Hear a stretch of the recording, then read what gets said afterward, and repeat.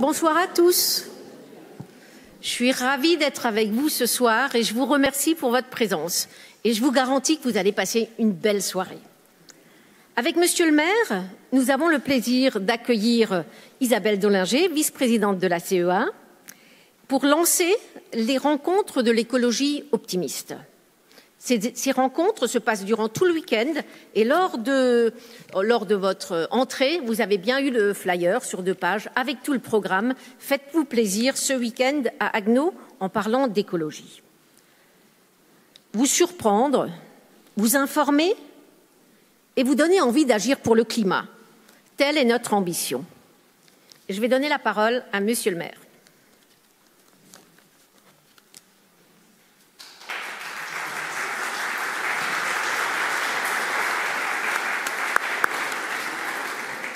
Oui, vous pouvez l'applaudir parce que c'est elle qui a tout fait. Et je le dis d'emblée, comme ça je n'oublierai pas de la remercier à la fin, parce que c'est vrai que ces rendez-vous, ces rencontres, rendez-vous de l'écologie optimiste, c'est vraiment quelque chose qui nous tenait à cœur. On l'avait d'ailleurs dit même, fut un temps, lorsque, avec les élus qui sont venus nombreux d'ailleurs, on s'était dit, voilà, de quoi faut-il nourrir le projet municipal? Eh bien, il faut le nourrir de temps forts comme celui-ci. On n'avait pas imaginé ce nom-là, mais ça, c'est le nom que Marie-Odile a souhaité, et on se retrouve tout à fait dans cette histoire. L'écologie, elle ne doit pas être... on a entendu tellement de choses sur l'écologie, elle n'appartient à personne, mais en tout état de cause pour nous, elle doit être optimiste. Et c'est pour cela que je suis particulièrement heureux de lancer avec vous ces rencontres aujourd'hui. Un week-end qu'on n'imaginait pas nécessairement avec cette météo pour démarrer. On espère qu'au fil du temps, la météo va s'améliorer. Mais il est clair que ce thème-là, avec l'économie accélérateur de la transition écologique, c'est évidemment important parce que l'écologie, c'est aussi de l'emploi, et on va essayer d'en parler pendant ces 3 jours. On a juste un exemple qu'on voudrait vous partager, parce que quand on parle d'écologie, de changement, de transformation pour une économie, eh bien on a un exemple récent, puisque on a eu le plaisir de voir atterrir sur notre territoire, pas loin d'ici, mais avec des efforts à la fois de Lyonnais, à la fois d'Allemands, et faire atterrir à Haguenau un projet qui s'appelle Innoplate, donc une co-entreprise entre Schaeffler, qu'on connaît bien ici, et Symbio, qui est un rassemblement, une co-entreprise de Faurecia et de Michelin. Innoplate fabriquera dès 2023, normalement, à Haguenau, des plaques bipolaires, c'est-à-dire une pièce, un composant indispensable pour des piles à combustible, donc dans la transition vers cette décarbonation et ces moteurs à hydrogène. En tout cas, c'est ce que nous espérons. Donc, il y a dans cette proposition, sur tout le week-end, un certain nombre de points qui nous paraissent importants.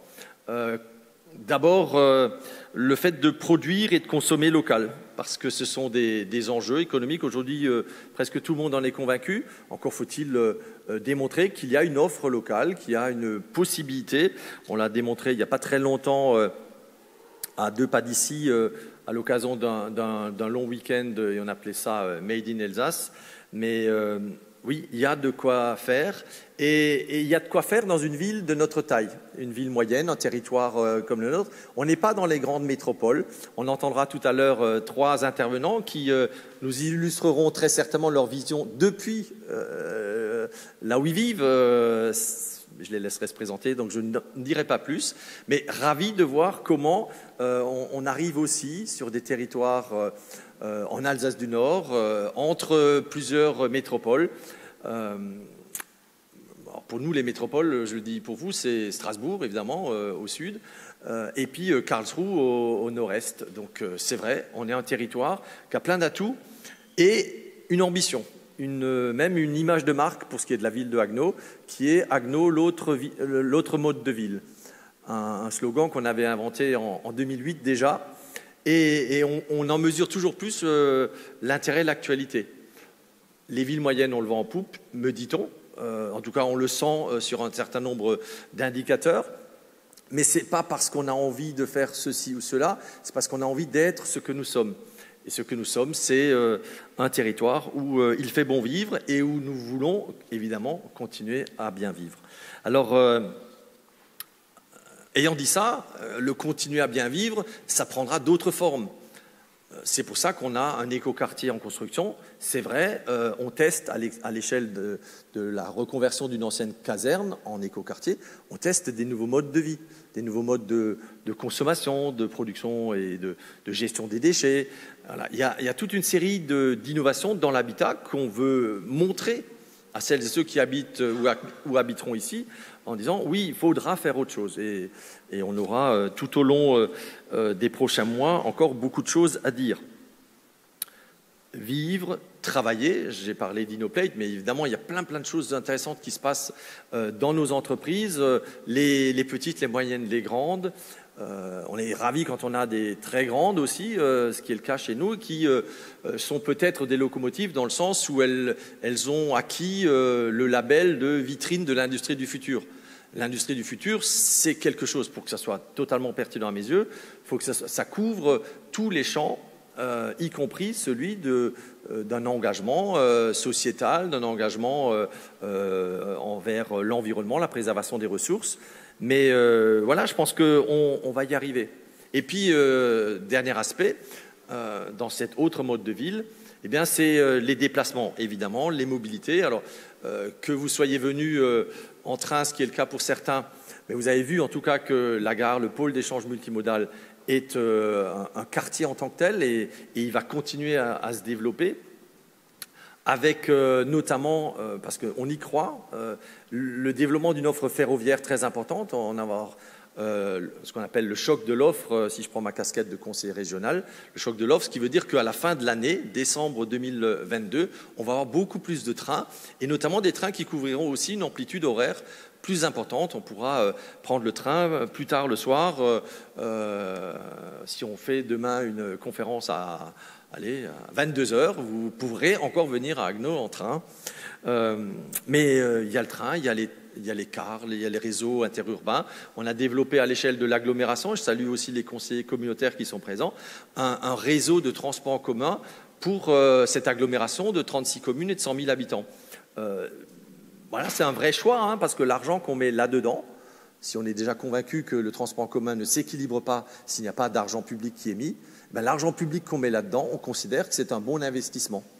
C'est un service de mobilité que nous proposons comme une alternative, évidemment, à l'autosolisme. Et je ne suis pas de ceux qui disent qu'on peut se débarrasser des voitures. On aura toujours besoin de voitures. On a besoin de créer des alternatives. Donc, tout un pan autour des mobilités que nous vivons à l'échelle de la ville et à l'échelle de l'agglo. Et j'ai même, Marie-Odile a eu tout à l'heure l'occasion de remettre et de se voir remettre plutôt un prix pour l'agglomération, puisque notre agglomération a été primée à l'échelle du Grand Est comme étant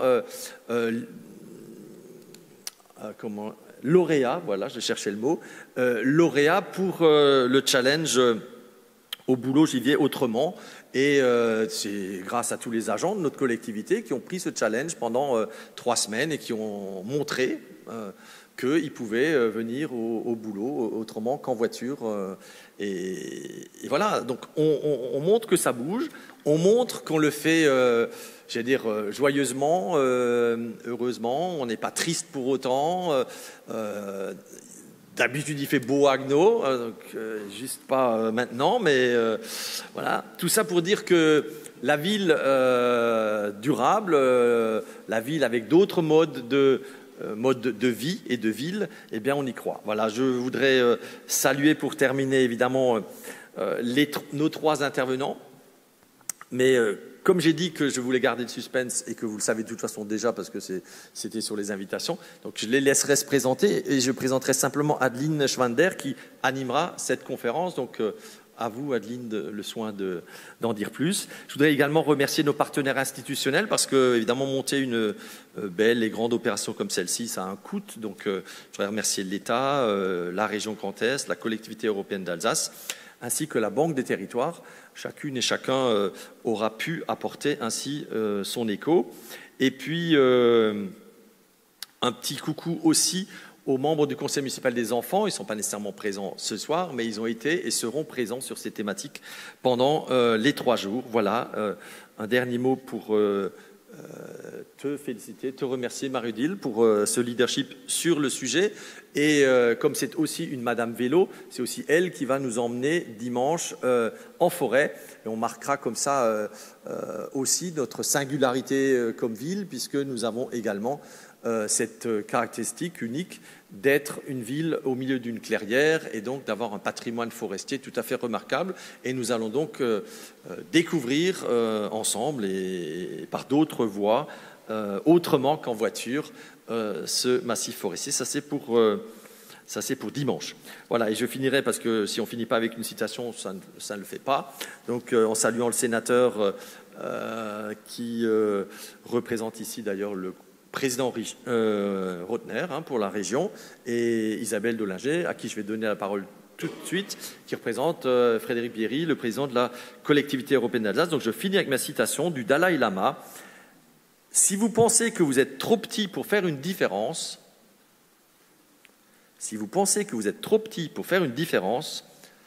essayez de dormir avec un moustique. »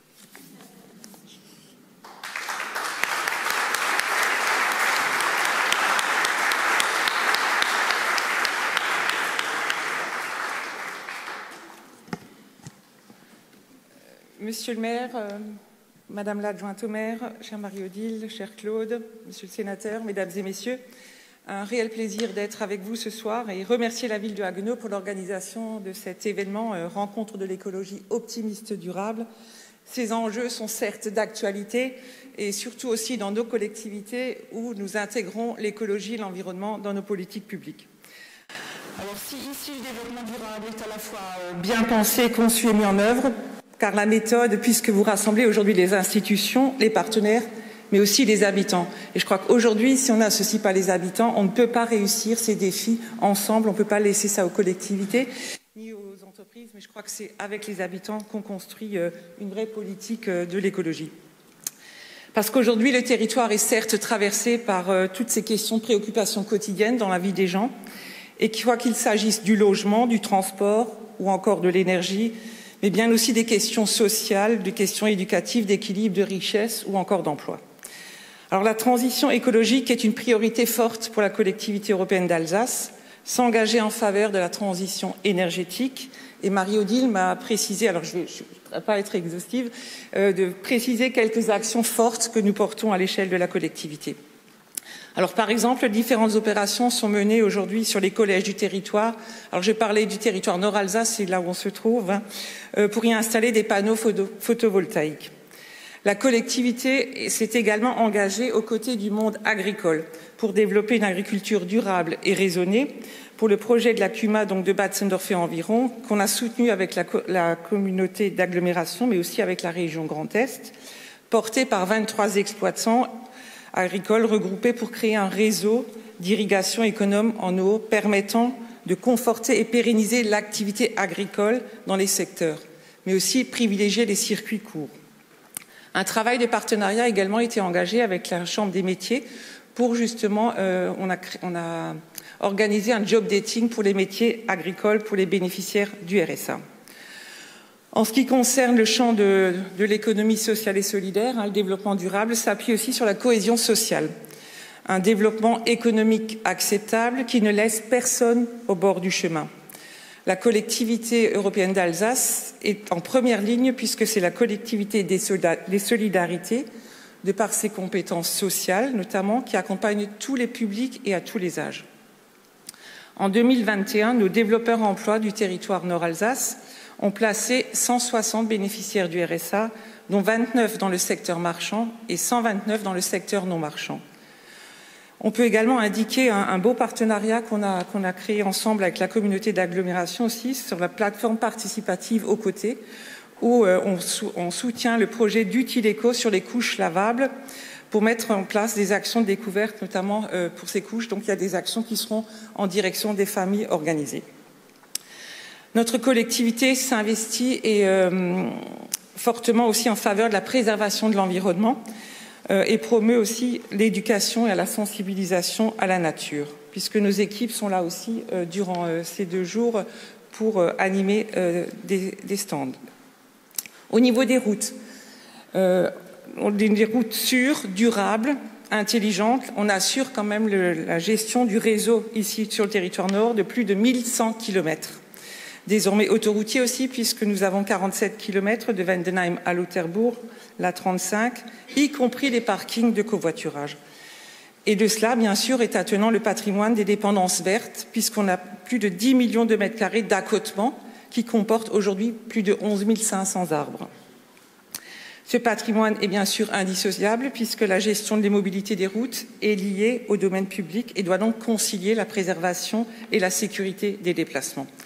À ce titre, on peut aussi parler du réseau cyclable du territoire nord puisqu'il comporte aujourd'hui près de 400 km de linéaires dont un maillage très important en forêt d'exception de Haguenau, permettant ainsi de découvrir toutes ces richesses, ces arbres remarquables et qui peuvent aussi être une alternative pour aller travailler. Un nouveau dispositif que nous avons aussi mis en œuvre, c'est en faveur des paysages alsaciens, c'est à travers le dispositif Plan Forêt d'avenir d'Alsace, qui prévoit un soutien financier aux communes forestières et aux syndicats intercommunaux de gestion forestière. Ce programme a été voté pour 3 ans et pour un montant d'1 million d'euros. Là, il s'agit d'aider les communes forestières qui font face au dépérissement forestier lié au changement climatique. Et souvent, les communes sont vraiment en grande difficulté pour le financement. Donc, nous leur apportons un soutien considérable. Aujourd'hui, donc à ce jour, à l'échelle de l'Alsace, nous avons 64 communes qui ont déjà déposé des dossiers pour un montant de plus de 700 000 euros, et ce qui correspond à 82 000 plants d'arbres qui seront donc replantés sur 200 hectares. Nous avons aussi, dans le cadre de un arbre, une naissance. C'est vrai que quand le carnet de naissance de l'enfant, donc on offre à chaque famille un arbre lors de la naissance. Nous continuons aussi, on avait avec la Fédération des producteurs de fruits, l'association fruitière, à subventionner l'achat d'arbres fruitiers. Mais il faut passer à travers l'association de votre secteur. Alors je termine aussi par l'habitat, puisqu'aujourd'hui l'habitat est un enjeu aussi très fort. Il s'agit de résorber aussi les inégalités d'accès au logement dans de nombreux territoires et trouver des réponses pour le maintien notamment des logements des ménages touchés aujourd'hui par la grande précarité, parce qu'aujourd'hui il y a vraiment ces enjeux de sobriété qui sont importants, se déplacer, se nourrir, se loger, se former, mais aussi avoir un emploi. Et aujourd'hui, par rapport à la production des logements, donc visant toujours à faciliter le parcours résidentiel, d'avoir un logement pour tous. Et nos enjeux de demain sont au niveau des communes ou des communautés de communes, des territoires, c'est d'accompagner les territoires dans la création des réseaux de chaleur pour justement permettre aussi la baisse des factures d'énergie. En ce qui concerne le patrimoine alsacien, c'est aussi les maisons alsaciennes du XXIe siècle. Là, nous continuons aussi sous forme de développement durable. C'est vraiment un vecteur d'attractivité de notre territoire. Voilà, je m'arrêterai là parce que la liste serait encore longue. Mais en tout cas, je voulais vous assurer de notre soutien à vos côtés sur ces questions de l'écologie, qu'ensemble, nous allons travailler sur notre territoire. Et je voudrais vous féliciter encore pour ce bel événement. Et je vous souhaite à toutes et à tous de belles rencontres autour de l'écologie et vous souhaiter un très bon week-end. Merci pour votre attention.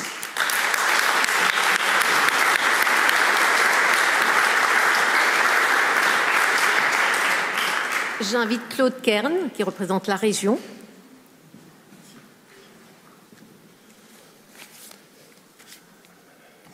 Marie-Odile, merci déjà pour l'invitation. Monsieur le maire, madame la conseillère départementale, mesdames, messieurs, je vais m'associer naturellement aux salutations qui ont été présentées. Tout d'abord, félicitations d'organiser ce type de manifestation. Je pense que vous êtes tout à fait, comme on dit, dans l'air du temps en organisant de telles manifestations. On parle beaucoup des enjeux majeurs, le changement climatique, la transition écologique. Effectivement, ce sont des points qui sont également à l'ordre du jour régulièrement au niveau de la région. Et je voudrais en profiter pour excuser notre président Jean Rotner, retenu par ailleurs. Hier, d'ailleurs, avec Claude, nous avons adopté le nouveau plan vélo de la région Plan vélo qui est d'une part décliné sous deux formes, une aide à l'investissement et une aide au fonctionnement, ce qui est relativement rare, l'aide au fonctionnement, donc notamment à travers des plateformes. Je ne peux pas le détailler aujourd'hui, je ne l'ai toujours pas en tête complètement.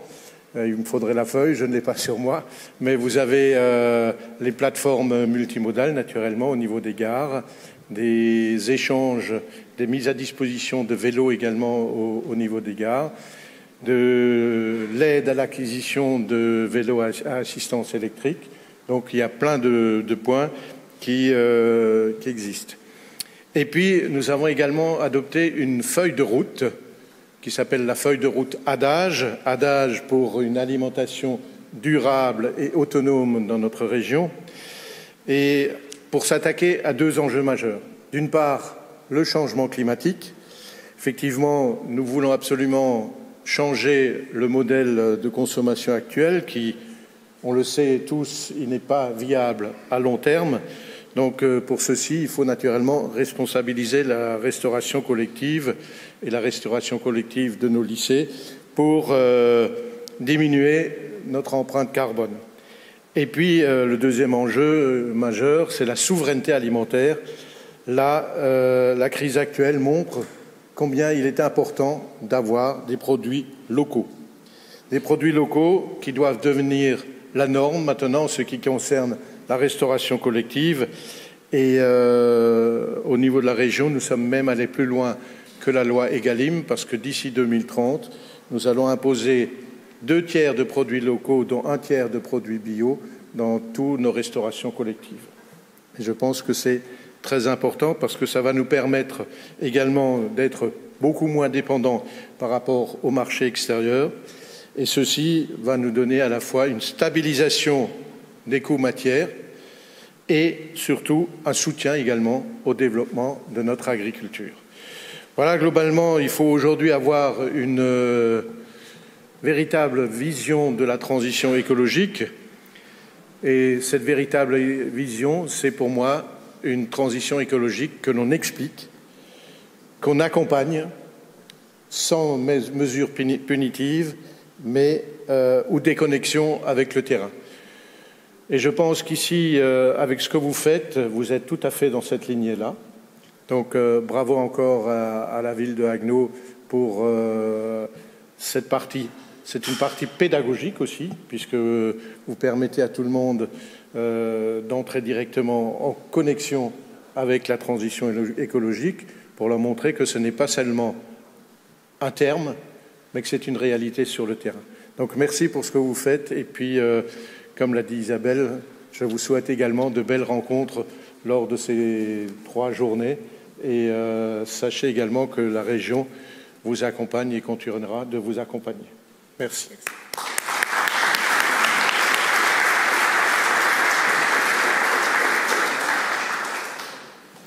Alors, merci à Isabelle Dolinger, à Claude Kern et à Claude Sturny pour votre soutien et votre présence aussi ce soir. Voilà, un grand merci. On sait bien que sans votre aide, ces événements sont difficiles. Je me permets de rectifier quelque chose qu'a dit Claude Sturny, notre maire. Je voudrais associer à ce projet des rencontres de l'écologie optimiste et de façon plus générale tout ce que l'on fait en matière d'écologie sur le territoire. Je voudrais y associer tous mes collègues élus parce qu'on est une équipe et on a ça dans nos tripes, et bien sûr aussi les services et notamment notre chef de projet Marguerite Young. C'est un gros travail d'équipe et voilà, finalement j'ai pas beaucoup de mérite, c'est eux qui l'ont parce que c'est le travail d'équipe. Merci.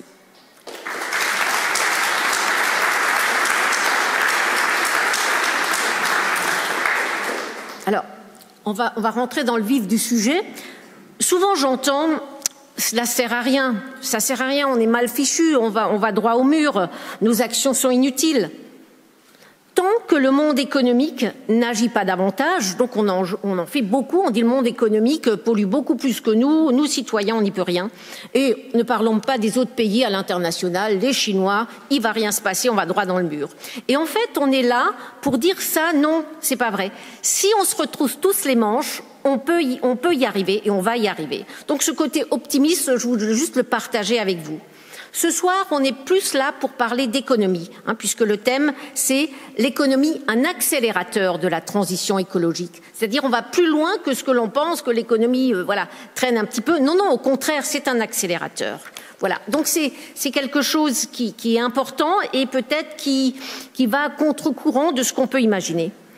Dans les entreprises, les plans stratégiques et les actions sont nombreuses et cela vient bien au-delà des seules politiques RSE. Ce soir, ces rencontres de l'écologie optimiste, c'est pour tout le monde, pour le monde économique et ce soir, je pense que le plus important, c'est que l'on échange ensemble sur le sujet. Alors peut-être, pourquoi avoir choisi ce mot? Déjà, rencontre de l'écologie optimiste, on m'a dit c'est un peu long, voilà. Mais en fait, rencontre, parce qu'il y a l'humain, l'écologie, il faut dire de quoi on parle, et l'optimisme, parce que c'est notre essence et c'est comme ça qu'on peut y arriver.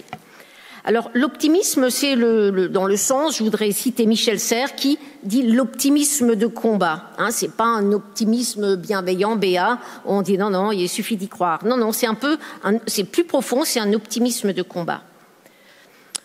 J'aimerais que, après cette conférence, vous ressortiez déterminés pour agir, mobilisés pour plein de pistes, que ce soit au niveau territorial et au niveau mondial. Il faut de l'ambition sur le sujet. Je vous propose comme mode opératoire pour la Convention un échange avec nos 3 intervenants et après vous pourrez rebondir sur les questions. Je me permets de les présenter, mais ils se présenteront mieux que moi, mais pour vous donner le ton de la soirée. Alors tout d'abord, Dimitri Carbonel est président de l'Ivosphère et il conseille les entreprises dans leur transition écologique avec un focus sur l'innovation durable et les nouvelles technologies. Il est aussi un shifter.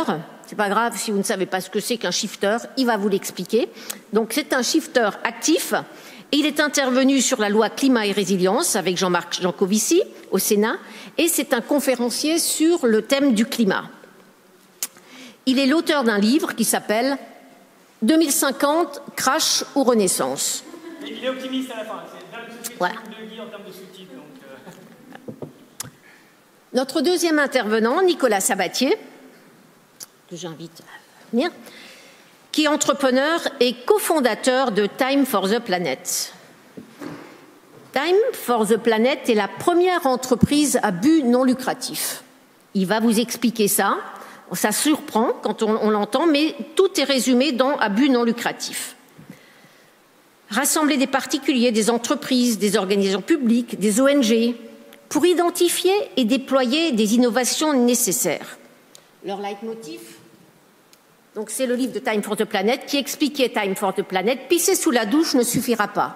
Je crois que le ton est donné, c'est sérieux et punchy à la fois. Voilà, donc Nicolas va nous présenter Time for the Planet et Élise Amendoléa, que j'invite à aller sur scène, est chargée de projet RSE à Strasbourg, à Initiative Durable. C'est un réseau alsacien qui fédère les organisations et les territoires qui ont tous une bonne raison d'agir. Économie, fonctionnalité, économie industrielle, territoire. Élise va nous expliquer, ça bouge à côté de chez nous.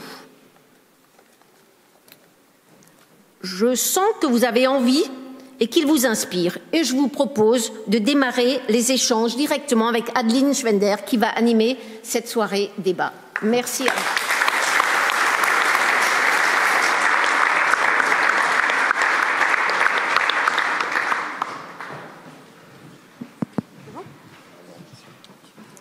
C'est lancé. Merci pour la...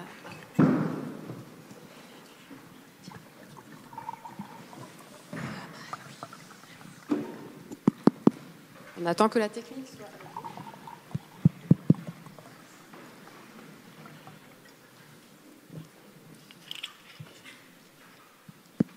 C'est bon?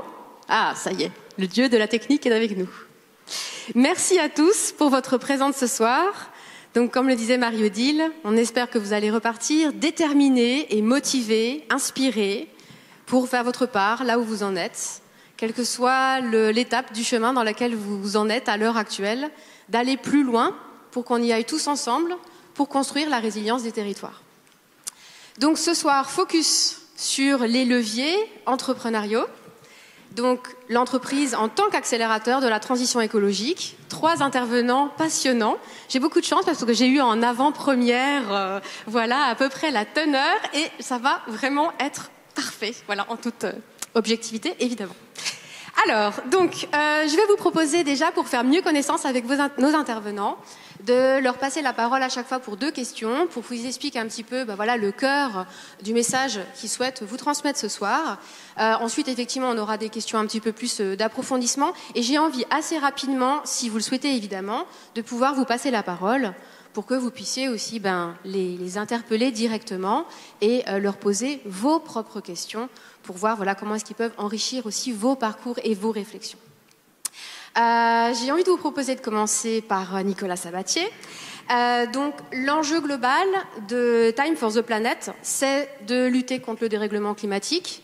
Dans l'absolu, vous auriez pu le faire de plein de manières différentes. Vous auriez pu, je ne sais pas moi, créer un parti, créer une école, une université. Vous avez choisi l'entrepreneuriat. Pourquoi ce choix ? Pourquoi ce choix ? Parce que c'est ce qu'on sait faire. De la bande qui a créé Time for the Planet, on est créateur d'entreprises. On en a créé une quinzaine en 12 ans, à nous 6. Alors pas forcément tout le temps ensemble. Et ce qu'on a remarqué, c'est que à partir du moment où on crée quelque chose, ce quelque chose a une réalité et peut avoir une empreinte positive ou négative. Mais tant que les idées restent dans les têtes, ça sert pas à grand chose. Et quand on a découvert il y a 4 ans ce que c'était que le dérèglement climatique, quelque chose de absolument terrifiant, en fait, les scientifiques nous disent qu'on a besoin de changements en termes de gouvernance, en termes de sobriété et en termes d'innovation. Et comme nous, on connaissait bien les gens du monde de l'innovation, c'est-à-dire des gens qui ont des nouvelles idées. L'innovation, c'est pas un synonyme de technologie. Et donc, ces personnes qui ont des nouvelles idées, en règle générale, ils savent pas du tout comment les mettre en œuvre. Et donc, on s'est dit, waouh, si les scientifiques du monde entier comptent sur eux pour nous trouver des solutions, c'est chaud. Donc, en fait, on s'est donné pour mission, avec cette expérience entrepreneuriale, de les détecter, de les trouver, ces personnes-là. Et sincèrement, c'est pas une caricature, il y en a vraiment qui travaillent dans des garages ou dans des hangars depuis des années. Et ils ne savent tellement pas comment fonctionne le monde économique que ça pourrait durer à l'infini comme ça et ça servirait à rien. Donc on les trouve dans leur garage. Je caricature un peu, ils sont pas tous dans des garages quand même. Mais on les trouve et ensuite on les transforme on les diffuse mondialement, leurs innovations, en faisant 2 choses. La première, c'est qu'on les transforme en entreprise. On leur apporte un créateur ou une créatrice d'entreprise confirmé, quelqu'un qui l'a déjà fait plusieurs fois. C'est-à-dire qu'on n'apprend pas à l'innovateur à devenir créateur d'entreprise, à devenir entrepreneur. On l'associe à quelqu'un. Et ensuite, on va apporter de l'argent, beaucoup d'argent, pour doper la création de cette entreprise. Habituellement, pour recruter des gens, on attend d'avoir un petit modèle économique, etc., qui arrive lentement dans le temps. Si je mets 1 milliard d'euros dans la poche d'une entreprise quand elle est au tout début de son expérimentation, elle peut recruter une équipe, elle peut se développer plus vite. Donc c'est ça la mission de Time for the Planet. Et pourquoi on doit créer des entreprises ? 1, parce que au moins elles ont une réalité, comme je disais au début. Et 2, si on fait des entreprises qui sont florissantes et qui cartonnent, il y a des gens qui vont vouloir les copier. Et ça tombe bien, vu que c'est des innovations pour sauver l'humanité et la biodiversité.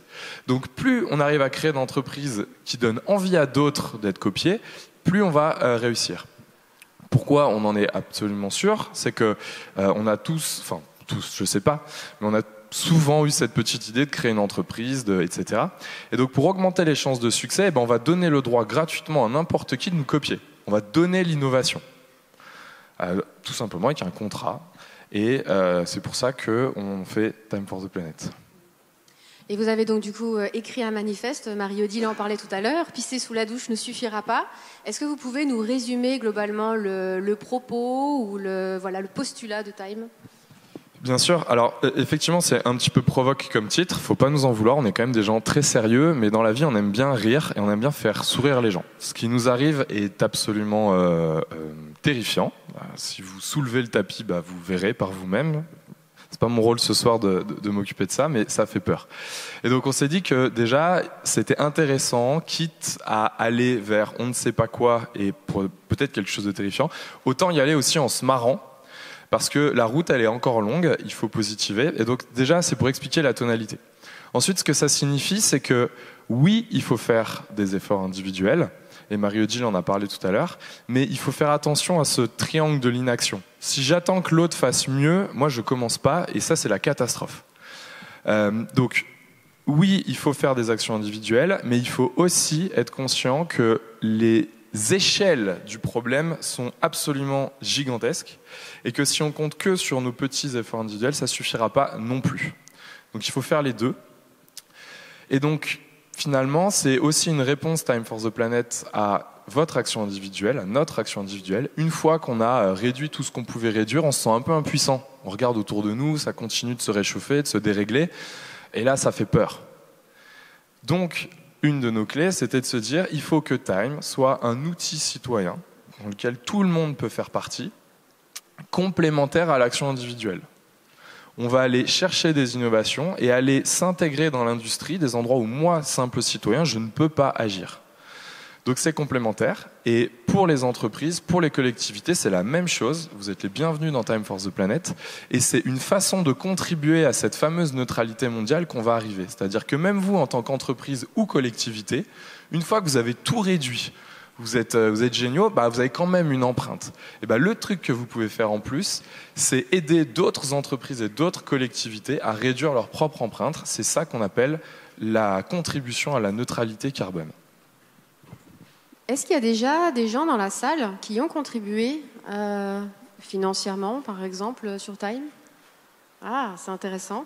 On espère que du coup, en ressortant, peut-être que ça vous donnera envie aussi d'agir à votre niveau, y compris en utilisant le pouvoir de l'argent. Voilà, puisque du coup, un argent placé en banque, on ne sait pas forcément ce que ça donne, mais un argent placé à Time, ça devient un fonds d'investissement citoyen et ça nous permet d'agir concrètement vers le monde durable qu'on souhaite créer. Merci Nicolas. Maintenant, je vous propose de découvrir donc Élise Amendola d'Initiative Durable, donc là qui est vraiment aujourd'hui porte-parole du réseau, puisque nous avons la chance d'avoir en Alsace, un réseau autour globalement des dynamiques développement durable, RSE, transition. Voilà, Marie-Odile l'a dit, il n'y a pas vraiment de mots, uniques pour pouvoir parler de tout ça, mais la construction d'un monde durable, avec énormément d'offres et de possibilités pour les entreprises, les organisations, les territoires, les filières qui le souhaitent, de participer à leur niveau et de pouvoir justement être aidés. Alors la première question que j'ai envie de te poser, c'est concrètement, par exemple, une entreprise, comment est-ce qu'elle peut faire appel à Initiative Durable et pour y chercher quoi ? Déjà, avant de commencer, je pense qu'il est important de rappeler qu'Initiative Durable, c'est une association qui a été créée en 2004. Du coup, ça fait déjà un petit temps. Notre mission principale, comme l'a dit Adeline, c'est d'accompagner les territoires et les organisations dans le développement d'une économie plus responsable. Et pour ça, on a 4 grands métiers, 4 grandes expertises. La première, ça va être cette animation de réseau, puisqu'on est plusieurs réseaux finalement. Un réseau RSE, un réseau d'économie de la fonctionnalité, que je pourrais développer un peu plus tard. Un réseau aussi de l'économie circulaire. Notre deuxième métier, ça va être d'accompagner les organisations dans leur première démarche RSE. RSE, c'est responsabilité sociétale et environnementale en entreprise pour celles et ceux qui ne le savent pas. Et je crois que j'en suis à la troisième, c'est d'accompagner les territoires, notamment à travers l'EIT, qui est l'écologie industrielle territoriale. Pour donner un exemple concret, ça va être, par exemple, on anime tout un réseau sur le port de Strasbourg actuellement, qui s'est aussi développé dans l'écoparc un peu plus loin en Alsace. Et enfin, notre dernière expertise, c'est la promotion de l'économie responsable. Et pour ce faire, on organise chaque année le Forum du développement durable qui réunit aujourd'hui 1 millier de personnes environ sur différentes thématiques. Auquel on peut également voir les résultats des lauréats des trophées RSE Grand Est, auxquels j'imagine que vous avez déjà entendu parler. Donc on a la chance d'avoir un réseau de montée en compétences vraiment structuré en tant que tel en Alsace, qui permet donc aux entreprises et aux organisations d'aller plus loin sur ces sujets, avec une particularité aussi, je trouve, en tout cas, on parle beaucoup de l'accompagnement des entreprises, mais vous accompagnez aussi les territoires. Et là, je trouve que c'est intéressant aussi de voir finalement comment est-ce qu'on fait pour se regrouper, pour coopérer, pour finalement ensemble organiser cette transition écologique. Est-ce que tu peux nous en dire un peu plus sur des histoires peut-être ou des anecdotes de comment un territoire peut se saisir de la transition écologique? Oui, très bien. Je vais reprendre mon exemple sur le port de Strasbourg. Il y a quelques années, Initiative Durable, accompagnée d'un bureau d'études, a fait des entretiens individuels sur les différentes entreprises qui étaient présentes sur le port, notamment pour essayer de cibler toutes les pertes de l'énergie fatale. Alors l'énergie fatale, c'est l'énergie qui n'est pas restituée dans le milieu de production et qui est du coup perdue alors qu'elle pourrait être réutilisée. À la suite de cette première synergie, un groupement d'entreprises a finalement pris part à ce projet-là et en a fait une propre initiative. Aujourd'hui, il me semble que les chiffres, c'est plus de 1000 tonnes épargnées de CO2 par an, ce qui est assez impressionnant. Et surtout, et ce qui est très important, c'est que aujourd'hui, le port de Strasbourg souhaite irriguer cette énergie récupérée au niveau des habitations et des personnes proches de la zone industrielle. Donc voilà un exemple concret qui fonctionne très bien et qui finalement n'est plus qui n'est plus rattaché à notre réseau ou même à notre expertise, mais vraiment à l'expertise des entreprises. Et c'est ça aussi qui est important dans notre réseau. Le slogan d'Initiative Durable, on va dire sa raison d'être, c'est tous une bonne raison d'agir. Ça veut dire que vous soyez une petite PME, une grande entreprise dans le milieu agricole ou dans le milieu du numérique, il y a toujours un moment, un besoin et une possibilité d'avoir un impact positif sur la société et surtout sur votre territoire. Merci. Je donne la parole maintenant à Dimitri Carbonel. Donc, on a la chance, en fait, vous l'avez vu, d'avoir des écrivains en plus à notre table ce soir. Donc après, vous pourrez poursuivre cette rencontre en lisant leurs livres au coin du feu, etc. Avec finalement un enjeu important, là je le dis sous forme de boutade, sur les livres. Mais en fait, on le voit bien, la transition écologique commence aussi par les imaginaires. On a besoin non seulement de faits, on a besoin de rapports du GIEC, etc. On a besoin de regarder la réalité en face, même si elle est terrifiante, surtout si elle est terrifiante, mais on a besoin aussi de se projeter. Si on ne veut plus ça, on veut quoi? On fait quoi? Qu'est-ce que ça peut être? Et pour le coup, alors bon, vous voyez, c'est en tant que tel, c'est un projet de fond, hein. Voilà, c'est pas forcément à lire là tout de suite, voilà. Mais donc, vous avez fait tout ce travail de réussir à traduire finalement ce fameux monde d'après. Donc, qu'est-ce que c'est le monde d'après? Alors effectivement, il est gros après, on n'est pas obligé de le lire en entier, et on peut le lire en diagonale. Alors effectivement, on se dit, c'est assez terrifiant quand on entend tout ce qui se passe. Il faut absolument éviter un peu ce syndrome du lapin qui voit des phares arriver devant lui et puis qui reste bloqué, puis au final qui se fait écraser, parce qu'il y a beaucoup de choses qui peuvent se faire, et notamment c'est vraiment l'enjeu du livre, au-delà de atténuer notre impact, mais aussi d'être capable de s'adapter, mais aussi de créer de la résilience dans les territoires. Et les exemples que vous donnez ici sont essentiels. On en parle très peu aujourd'hui, s'adapter, petit à petit on commence, on parle de canicule, qu'est-ce qu'on va faire, etc. On prépare assez peu. Et notamment dans le livre, c'est le dernier chapitre, c'est comment est-ce qu'un territoire, mais aussi une entreprise, des individus peuvent s'adapter. Je parle notamment d'une société boule de Guy. Alors je ne sais pas si je peux l'aborder maintenant. Une société boule de Guy. Alors vous voyez bien les boules de Guy qu'on va trouver dans les arbres. Eh bien, chaque baie représente un territoire. Les relations qu'il y a entre les différentes baies représentent en fait les relations de coopération et d'entraide entre chaque territoire. Et la branche et l'arbre en fait sont par exemple les régions ou les intercommunalités, mais surtout plutôt les régions et l'État, et qui vont avoir pour rôle d'alimenter justement ces territoires, d'alimenter en termes de compétences, en termes de financières, mais aussi en termes de pouvoir de décision, parce que la résilience, en réalité, ne viendra pas vraiment de l'État en partie, mais pas tant que ça, mais beaucoup plus des territoires. Prenons un exemple tout simple. Imaginons que nous n'ayons pas une, mais 2, 5, 10 vallées de la Roya, inondations de la vallée de la Roya. Eh bien, évidemment, un État va peut-être pouvoir au début voler au secours de quelques territoires, mais ça va être compliqué d'aller au-delà. Donc les territoires ont l'absolue nécessité d'avoir, je dirais, une sorte de créer un filet de sécurité. Mais aujourd'hui, les ressources pour un territoire, pour parvenir à créer ce filet de sécurité, il est insuffisant. Je ne vais pas rentrer sur la taxe d'habitation qui a été retirée de la part des collectivités, il y a plein d'autres choses. Beaucoup de pouvoir a été centralisé. L'objectif, c'est vraiment de changer de centre. C'est que le centre ne soit plus le branche et l'arbre comme il est aujourd'hui, mais de redonner vraiment, entre guillemets, que le centre devienne les territoires. Justement pour acquérir ce filet de sécurité.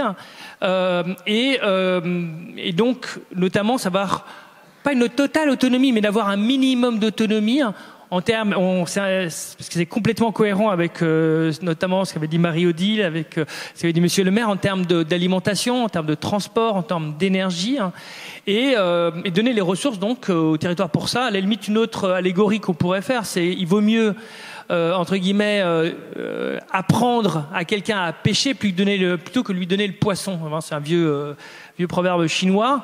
Eh bien, c'est aussi ça qu'on doit donner au territoire et leur donner la capacité d'être beaucoup plus en responsabilité, chose qu'elles veulent être. Et en plus, il y a un autre intérêt, c'est qu'elles sont beaucoup plus au courant et beaucoup plus au fait de ce dont il est nécessaire d'avoir sur le territoire, plutôt que effectivement l'État qui, entre guillemets, va dire bah oui, c'est la même chose pour toutes, c'est one size fits all. Bah non, il y a beaucoup de gaspillage en cause de ça. Évidemment, on ne parle pas d'autarcie. Non, c'est un premier niveau. Faut bien se dire, c'est un premier niveau d'autonomie. C'est pas de l'autonomie totale, c'est une forme de résilience. Et après, c'est vraiment la notion de boule de Guy. C'est que chaque territoire peut coopérer entre eux. C'est d'autant plus entre guillemets dire une totale autarcie. Si vous êtes complètement inondé, et que vous n'êtes pas capable d'avoir de la coopération avec les autres territoires, vous êtes dans une sacrée situation, qui est pas extraordinaire. Donc encore une fois, c'est pas de l'autarcie, c'est de la coopération, c'est d'avoir un premier niveau effectivement de résilience. Alors, il y a une casquette, entre guillemets, que vous avez aussi, qui est celle du Shift Project, sur lequel, finalement, ça vous a permis de développer d'autres choses qui, probablement, d'ailleurs aussi, ont beaucoup nourri toutes les réflexions sur 2050. Ce qui m'a interpellée dans votre profil, c'est le fait que vous ayez, avec le Shift, travaillé sur des amendements pour la loi climat et résilience. Spontanément, moi j'avoue, même en tant que citoyenne, quand on me dit créer une loi là-dessus, j'imagine vite des contraintes, j'imagine des choses qui vont encore créer du travail en plus et qui ne sont pas toujours justes. Dans quelle mesure, pour vous, la loi est vraiment un frein, du coup, pour aider les entreprises à être des accélérateurs de la transition écologique, ou est-ce que c'est une idée reçue de ma part, par exemple ? Alors la loi, c'est un moyen. Alors je vais prendre plusieurs exemples. Aujourd'hui, alors c'est des exemples tout simples, mais pour parfois, peut-être pas pour créer des pistes cyclables, parce qu'il n'y a pas nécessairement de loi, mais il y a pas mal d'éléments où c'est très compliqué de faire de la transition écologique, peut-être effectivement de mettre en place un certain nombre de dispositifs. Je vais prendre l'exemple de l'autoconsommation au niveau énergétique. Eh bien, lorsqu'on veut le faire au niveau local, d'une communauté, d'une ville par exemple, c'est quand même assez compliqué à faire. Donc la loi, c'est pas nécessairement créer de nouvelles lois, mais c'est aussi de les changer pour que ça soit plus simple. Et peut-être, c'est un des points moi que je mets dans les livres, c'est de dire comment on peut faire pour faciliter tout ce qui va permettre de réduire notre impact, mais aussi de s'adapter, et peut-être mettre un petit peu plus de friction, que ce soit un petit peu plus compliqué, de justement avoir des comportements qui ont un impact au final négatif pour nous. Donc ça, c'est une première chose. Une deuxième chose aussi, on peut voir au niveau de la loi, pour les entreprises, eh bien, on se dit, ça va être plus compliqué.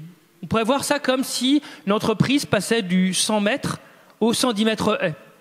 Eh bien, si elle apprend aujourd'hui à faire du 110 mètres haies, eh bien, d'une certaine manière, parce que plus tard, il y aura du 110 mètres partout, voire ce sera du 120 mètres et les haies seront beaucoup plus élevées, eh bien, en apprenant dès aujourd'hui, en anticipant dès aujourd'hui, elle sera beaucoup plus à même d'être potentiellement compétitive, mais aussi, au-delà de ça, d'être pérenne. Parce que l'enjeu, on en reparlera peut-être après, c'est pas tant être capable de croître à tout prix, mais c'est que son entreprise puisse être là dans 2 ans, dans 5 ans, dans 10 ans. C'est être capable de traverser les tempêtes et aller le plus rapidement possible dans la tempête. C'est peut-être pas la meilleure des solutions. Peut-être qu'il faut, et en fait c'est certainement aller moins vite, mais être beaucoup plus préparés pour traverser la tempête, espérons qu'elle ne dure pas non plus une éternité, mais et aussi de créer de la solidarité au sein du bateau, et ça se joue aussi, le bateau, c'est souvent le territoire aussi. Surtout qu'on est bien d'accord que les entreprises ne sont pas laissées seules par les pouvoirs publics face à ces responsabilités-là. On l'a vu d'ailleurs avec tous les exemples des institutionnels, qu'en fait les collectivités agissent auprès des entreprises, avec les entreprises. Ça, il y a même, je sais qu'Élise a des exemples là-dessus, sur finalement quelle peut être la place des collectivités pour finalement aider les entreprises à devenir des accélérateurs de la transition écologique. Oui, et pour ça, je vais vous donner l'exemple d'un dispositif qui a été mis en place par l'Eurométropole de Strasbourg, qui s'appelle Start RSE, qui a réussi en fait à mettre à côté plusieurs partenaires de la place, comme la CCI, la CMA, la CRES, ou encore des Alsace Active et autres, pour permettre en fait d'accompagner les premiers pas des petites entreprises dans leur démarche RSE. Et pour ce faire, il y a une première sensibilisation qui est suivie d'un premier financement à la hauteur de 50% de votre investissement pour faire cette première étape dans votre démarche RSE. Et ce qui est très important aujourd'hui, c'est que ça donne la possibilité en fait aux petites entreprises qui n'ont pas forcément les moyens ni le temps de se dédier à la RSE et de faire un plan de mobilité, travailler un peu plus sur leur consommation énergétique ou encore essayer de développer la qualité de vie au travail de leurs salariés, de faire ce premier pas. Et pour vous montrer un petit peu le succès de cette initiative, j'ai quelques chiffres en tête, dans le sens où Start RSE a été lancé fin février dernier. Et jusqu'à aujourd'hui, il y a plus de 62 entreprises, associations, qui ont bénéficié de ce dispositif-là. Là, l'intérêt de ce dispositif, c'est qu'il est local, on a des chiffres, donc on sait que les entreprises ont envie d'être accélérateurs de la transition écologique, même si évidemment elles n'ont pas forcément en interne les compétences, mais que les compétences peuvent exister par ailleurs et avec le soutien des collectivités, s'intégrer justement dans le territoire. Donc on le voit bien, il y a plein de possibilités. En même temps, Nicolas l'a bien redit, un innovateur, c'est pas forcément un entrepreneur n'est pas forcément innovateur. Donc finalement, Time va jouer un peu le rôle du tricot pour pouvoir mailler tout ça. Je te vois bien en train de tricoter. Ouais. Et donc du coup, vous intervenez, on va peut-être déjà reprendre là-dessus, vous intervenez sur 20 domaines pour qu'on ait tous bien les idées claires là-dessus. Sur quel domaine et sur quel levier est-ce que Time for the Planet intervient ? Oui, parce que effectivement, notre nom Planète, on se dit ok, ils font tout, et puis pareil. Tout à l'heure, il y avait on lutte contre le changement climatique. Non, on contribue à lutter contre le changement climatique. On a une toute petite fourmi. Mais par contre, effectivement, on a bien borné ce qu'on faisait, parce que notre grand-mère nous a toujours dit à vouloir tout faire, on fait rien. Et donc, il y a 5 domaines dans lesquels on va agir, qui sont les 5 domaines pointés par les scientifiques comme étant les plus émetteurs au monde. Et le petit mot-clé pour retenir, c'est bâti au féminin. Donc, bâtiment, agriculture, transport, industrie, énergie. Et donc déjà, c'est que sur ces 5 verticales, tout le reste, on s'en occupe pas. Ensuite, il y a 4 leviers dans lesquels on va chercher des innovations. Les innovations qui vont amener de la sobriété, c'est-à-dire qui vont faire baisser les besoins en consommation. Ceux qui vont apporter de l'efficience, c'est-à-dire moins émettre. Ceux qui vont faire du zéro émission, une usine qui émet, elle n'émet plus. Et enfin, la captation, c'est-à-dire qu'on va venir retirer ce qui a déjà été émis. Donc ça nous donne une grille de 20 problèmes et toutes les innovations, elles passent par ce filtre-là. Si c'est pas là-dedans, c'est pas nous qui nous en occupons. Ça veut pas dire que c'est pas bien. Ce qui est intéressant aussi, c'est que ça donne des pistes pour agir. Peut-être que toutes les entreprises ne vont pas travailler, ne vont pas avoir d'idées sur la captation, que sais-je, mais ça n'empêche qu'il y a plusieurs leviers et qu'il n'y a pas une solution miracle qui va permettre d'un coup de baguette magique de lutter contre le dérèglement, mais qu'il y a plein d'additions, d'initiatives qui vont permettre d'améliorer la situation. Et le GIEC l'a encore redit dans son dernier rapport, que chaque 10e de degré compte pour pouvoir éviter l'ampleur de la catastrophe. Donc on sait que ce n'est pas anecdotique ce qu'on est en train de faire. Donc là maintenant vous avez en tête à peu près la grille, ça va, ça c'est bien structuré. Maintenant moi je sais qu'il y a quelque chose qui m'intéressait, mais c'est de me dire mais ça donne quoi ? qu'est-ce que c'est par exemple une entreprise qui devient Time for the Planet? Est-ce que tu peux nous donner des exemples, je crois qu'il y en a 3 pour l'instant, d'entreprises qui sont passées par ces 20 domaines, etc. etc.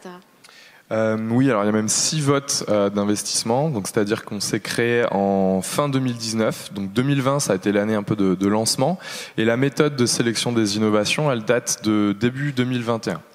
Et en fait, en un an, on a rassemblé quelques millions d'euros, plusieurs dizaines de milliers d'actionnaires, et de là, les 3 premiers investissements sont arrivés en fin 2020. Et les 3 derniers, il y a 3 semaines, donc c'est tout frais. Donc sur les 6, je vais vous en donner 2 peut-être, je sais pas, ou tu me diras si tu en veux plus. Alors il y en a un en termes de sobriété qui est assez intéressant. La logique, hein, vraiment, dites-vous, c'est par exemple, on prend une école, elle a une empreinte. On est tous d'accord, elle a des besoins et donc elle a une empreinte. Et ben c'est comment Time, dans tous les process et la chaîne logistique de cette école, elle va réduire cette empreinte. Et ben par exemple, comme il va faire de plus en plus chaud, on va avoir tendance à climatiser, à refroidir les bâtiments l'été. Et il y a des innovateurs qu'on a trouvés qui ont mis au point une sorte de climatiseur. Alors, c'est pas vraiment un climatiseur, c'est plus pour l'industrie, mais on fait l'exercice de penser, ça va s'adapter à l'école. Et bien en fait, ce qu'il faut savoir, c'est que dans les climatiseurs, il y a des gaz qu'on appelle les gaz fluorés, HFC. Et en fait, ces gaz-là, ils sont 2000 à 20 000 fois plus réchauffants que le CO2. Et il y a donc des fuites régulièrement sur toutes les climatisations du monde entier, et même produire ces gaz-là est consommateur d'énergie. Et il faut vous imaginer que ça représente 2% des émissions de gaz à effet de serre mondiales. Donc c'est quand même pas rien, 2% c'est l'équivalent du transport aérien. Tu me reprendras si je me gourre sur des chiffres, Dimitri, parce qu'il les connaît vachement mieux que moi. Mais l'ordre de grandeur, il est là. Donc déjà, eux, ils ont inventé quelque chose qui permet de remplacer ces gaz par de l'eau en circuit fermé. Donc de l'eau, pas de problème. Alors si, c'est aussi un gaz à effet de serre, cela étant l'eau, mais il est moins problématique parce qu'il reste à peine quelques jours le temps qu'il y ait une petite pluie. Mais en tout cas, déjà, on remplace ces gaz par de l'eau. Donc plus besoin d'énergie pour les produire, plus de risque de fuite, ça c'est bien. Le deuxième effet qui se coule, on est en climatiseur, le deuxième effet, c'est qu'en fait, pour refroidir une pièce à température égale par rapport à un climatiseur classique, c'est 30% d'électricité en moins. Donc de nouveau, on vient faire baisser les consommations, ce qui est de nouveau un effet positif. Donc ça c'est bien, mais moi il fait encore chaud dans cette école. Et là, on a trouvé autre chose. On a trouvé des gens qui ont inventé une peinture qui renvoie les rayons infrarouges dans l'espace.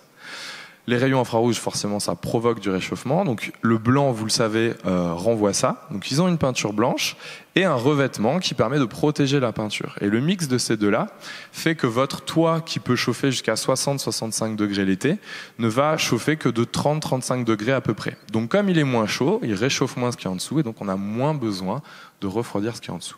Voilà 2 exemples pour se situer. Pour être c'est une mairie ? Ce bâtiment aussi, ça pourrait être. Avec des toits blancs. Bon, faudrait que ce soit validé par l'ON, le bâtiment de France. Après, c'est un choix. Soit les bâtiments de France, ils changent pas leurs règles et on a tous très chaud en ville. Soit peut-être qu'il y a des règles à changer aussi à un moment. Tu as déjà bossé avec les bâtiments ? Oui, mais je les connais bien. Merci pour les exemples. Tout ça, je pense que là, dans la salle, on est tous convaincus, du coup, par l'importance de travailler là-dessus. Et les entreprises qui ne le font pas encore, c'est pas qu'elles ne sont pas convaincues, mais c'est que finalement, la vie d'une entreprise, c'est aussi déjà de faire du chiffre, d'équilibrer, de conquérir un marché, de le développer, de payer les salaires, de payer les taxes, de payer les investissements. Donc, quand on est un chef d'entreprise, on pense croissance. On ne pense pas forcément tout de suite à développer des actions en faveur de la transition écologique. Donc la question que j'ai envie de te poser, Dimitri, c'est comment on fait ? C'est-à-dire comment est-ce qu'on peut penser la croissance en étant en entreprise, en prenant en compte tous ces aspects-là ? Alors, premier point, tout dépend de quoi on parle par croissance. Il y a un tweet qui m'avait beaucoup amusé de Bruno Le Maire en 2020 qui disait la croissance en 2020 est de moins 8%. Ça m'avait beaucoup amusé parce qu'effectivement une croissance de moins 8%, en général on parle de décroissance, et ça montre à quel point ce mot-là, est un peu internalisé, on ne pense même plus à évolution, etc. D'autre part, croissance, évidemment, quand on parle de croissance en termes de PIB, c'est-à-dire qu'on fabrique plus, on transporte plus, et donc ça génère plus d'émissions de CO2. Donc, mécaniquement, le point, c'est que ça a un impact derrière. On a plus de canicules, plus d'inondations. Et puis, quand on a plus de canicules, plus d'inondations, on peut moins construire. Nos usines sont, par exemple, potentiellement sous l'eau. Donc, ça signifie qu'on produit moins, et donc ça fait de la décroissance. Donc, il faut bien voir ce schéma-là. Premier point. Mais deuxième point, il y a une chose qui est intéressante. Juste avant, on a eu donc effectivement un événement sur comment est-ce qu'on peut faire plus de covoiturage, plus de vélos. Si on fait ça, je suis désolé, mais on fait de la décroissance parce que on utilise moins de carburant, potentiellement on utilise moins de véhicules. Mais pourtant, est-ce que c'est gênant? Non. Donc la question, c'est quelle est la croissance qu'on recherche? Et à la limite, c'est beaucoup plus ce qui va être plus important, c'est le bien-être, le service qui va être apporté. C'est le service qui va être apporté plutôt que la croissance en tant que telle. Et après, pour reprendre par rapport à ce que je disais précédemment, encore une fois, l'objectif, c'est pas une croissance à tout prix. Comme je dis, il y a deux stratégies. Soit on fonce à direct sur la tempête, et puis après derrière, le bateau, évidemment, il coule. Soit autre manière de faire, c'est anticiper ça. Et ça signifie notamment, et ça, on va prendre un exemple concret, quand on parle d'économie circulaire ou d'EIT, c'est l'idée, c'est de pouvoir utiliser potentiellement soit des déchets ou des matières premières qui sont locales, plutôt qu'à l'étranger. On voit bien les problématiques aujourd'hui qu'on a en termes de semi-conducteurs qui sont certes effectivement dus donc à une forte demande en termes de semi-conducteurs, mais il faut savoir qu'en avril 2021, il y a eu une sécheresse à Taïwan qui a réduit aussi la capacité de production parce que il fallait choisir entre la production et aussi entre les agriculteurs et les différentes personnes. Donc et ça, si on conçoit ces produits, par exemple, les industriels automobiles conçoivent leurs produits en se disant tiens, il faut que je sois capable à un moment ou à un autre de récupérer les vieux véhicules pour récupérer potentiellement des semi-conducteurs et les remettre dans de nouveaux véhicules. Bien à ce moment-là, on est beaucoup moins tributaire et moins dépendant de l'extérieur. Alors je dis pas que ça se fait en un cas tout de suite, et je dis pas qu'on va pouvoir faire changer toute la production, mais les entreprises peuvent d'ores et déjà commencer à intégrer ces éléments-là, à avoir une partie qui est dans le domaine de l'économie circulaire, et pour être moins dépendants. Peut-être ça leur coûtera plus cher au début, et après ils vont à fur et à mesure avoir une courbe d'expérience qui va augmenter. Ils vont être de plus en plus familiers, et au moins, si ils ont plus de semi-conducteurs potentiellement, ils peuvent comme avoir une activité de par ailleurs. Merci. Et ça demande du coup d'inventer de nouveaux indicateurs. Depuis tout à l'heure dans ma tête, je recherche l'indicateur à time. Comment ça s'appelle qui vous dividende climat. Voilà, merci. Tu peux nous réexpliquer parce que du coup vous avez inventé un indicateur pour ne pas tout passer juste au prisme du PIB, quoi, en gros. Non. Alors c'est pas du tout sa mission. Je suis désolé, mais. Je sais que c'est pas agréable en public, mais non, c'est pas, y a pas de lien. En fait, le dividende climat, qu'est-ce que c'est? C'est quelque chose qui de base était juste interne chez nous. C'est-à-dire que, on l'a dit, Time for the Planet est une société à mission, faire réduire les émissions de gaz à effet de serre, et donc on est non lucratif. C'est-à-dire que l'argent qu'on va générer, tout le bénéfice qui va être brassé, il va repartir toujours dans l'investissement. Au début, on nous disait c'est pas possible, vous trouverez jamais des gens qui vont investir s'il n'y a pas un retour financier. Comme on a 56 000 actionnaires aujourd'hui, je vous assure que ça fait longtemps qu'on nous pose plus cette question. Non, les gens ne sont pas motivés que par l'argent, et heureusement, c'est un motif d'espoir quand même. Donc, à partir de là, on se disait, quand même, leur argent, il sert à décarboner, il faut qu'on soit en mesure de leur prouver que ça décarbone. Donc, tous les ans, on va mesurer ces innovations, ce qu'elles sont capables de réduire, d'économiser ou de capter. Donc ça, c'est pas des termes que j'invente, c'est dans tous les standards de mesure carbone. Donc tout ce qu'elle permet de réduire, mesurer et capter, de le transformer en équivalent CO2, et au prorata de notre actionnaire de leur dire tiens, ton argent cette année il a permis ça, la fameuse contribution à la neutralité mondiale. Et donc au début c'était juste une mesure interne chez nous. D'ailleurs vous le verrez si vous lisez le livre, ça s'appelle, vous le trouverez pas dividende climat, ça s'appelle TRP, le taux de retour pour la planète. Un petit clin d'œil au TRI. Et donc le taux de retour pour la planète est devenu le dividende climat. Pourquoi ? Quand on allait voir les entreprises en leur disant est-ce que vous voulez investir dans Time for the Planet, parce qu'auprès des entreprises on va aller chercher, et des collectivités, j'en profite, on va aller chercher des millions d'euros parce qu'ils ont un peu plus de moyens que les citoyens, et ils nous disaient tous oui très bien, mais j'en fais quoi dans mon bilan carbone ? Est-ce que je peux compenser mon propre bilan carbone ? Or, non, l'ADEME l'a dit, on ne peut pas compenser son propre bilan carbone, on va devoir faire un pot commun. Et donc, on était un peu coincés parce que visiblement, ça allait bloquer pour l'investissement. Donc, on allait regarder qu'est-ce qui favorise le financement de la décarbonation dans tous les outils financiers qui existent dans le monde. Et en fait, rien. Alors, je vous jure, je provoque pas quand je dis ça, rien. C'est-à-dire qu'il n'y a aucune mesure officielle où tout le monde peut comparer ses investissements financiers. Pour essayer de l'illustrer, vous savez tous qu'on peut planter des arbres. Et ça génère des crédits carbone et on peut le mettre dans son bilan carbone. Donc quand on est client d'une entreprise qui décarbone, on peut dire, regardez, je décarbone. Mais quand on est investisseur d'une entreprise qui plante des arbres, c'est que négatif sur son bilan carbone. Parce que cette entreprise qui plante des arbres, elle a des véhicules, elle a des ordinateurs, elle a des salariés, elle a une empreinte carbone. Et du coup, ça va aller venir dans l'empreinte carbone de l'investisseur, de l'entreprise qui a voulu créer cette entreprise qui plante des arbres. Donc vous voyez bien qu'il n'y a rien qui est non seulement incitatif à investir dans la décarbonation, mais c'est même, on va dire, punitif. Donc, quand on a vu ça, on s'est dit, on va appeler l'ADEME, on va leur proposer notre TRP, on va voir ce que ça peut donner. On s'est aussi rapproché de Carbone 4, on s'est rapproché de SWIP, donc c'est des grands acteurs français de la décarbonation.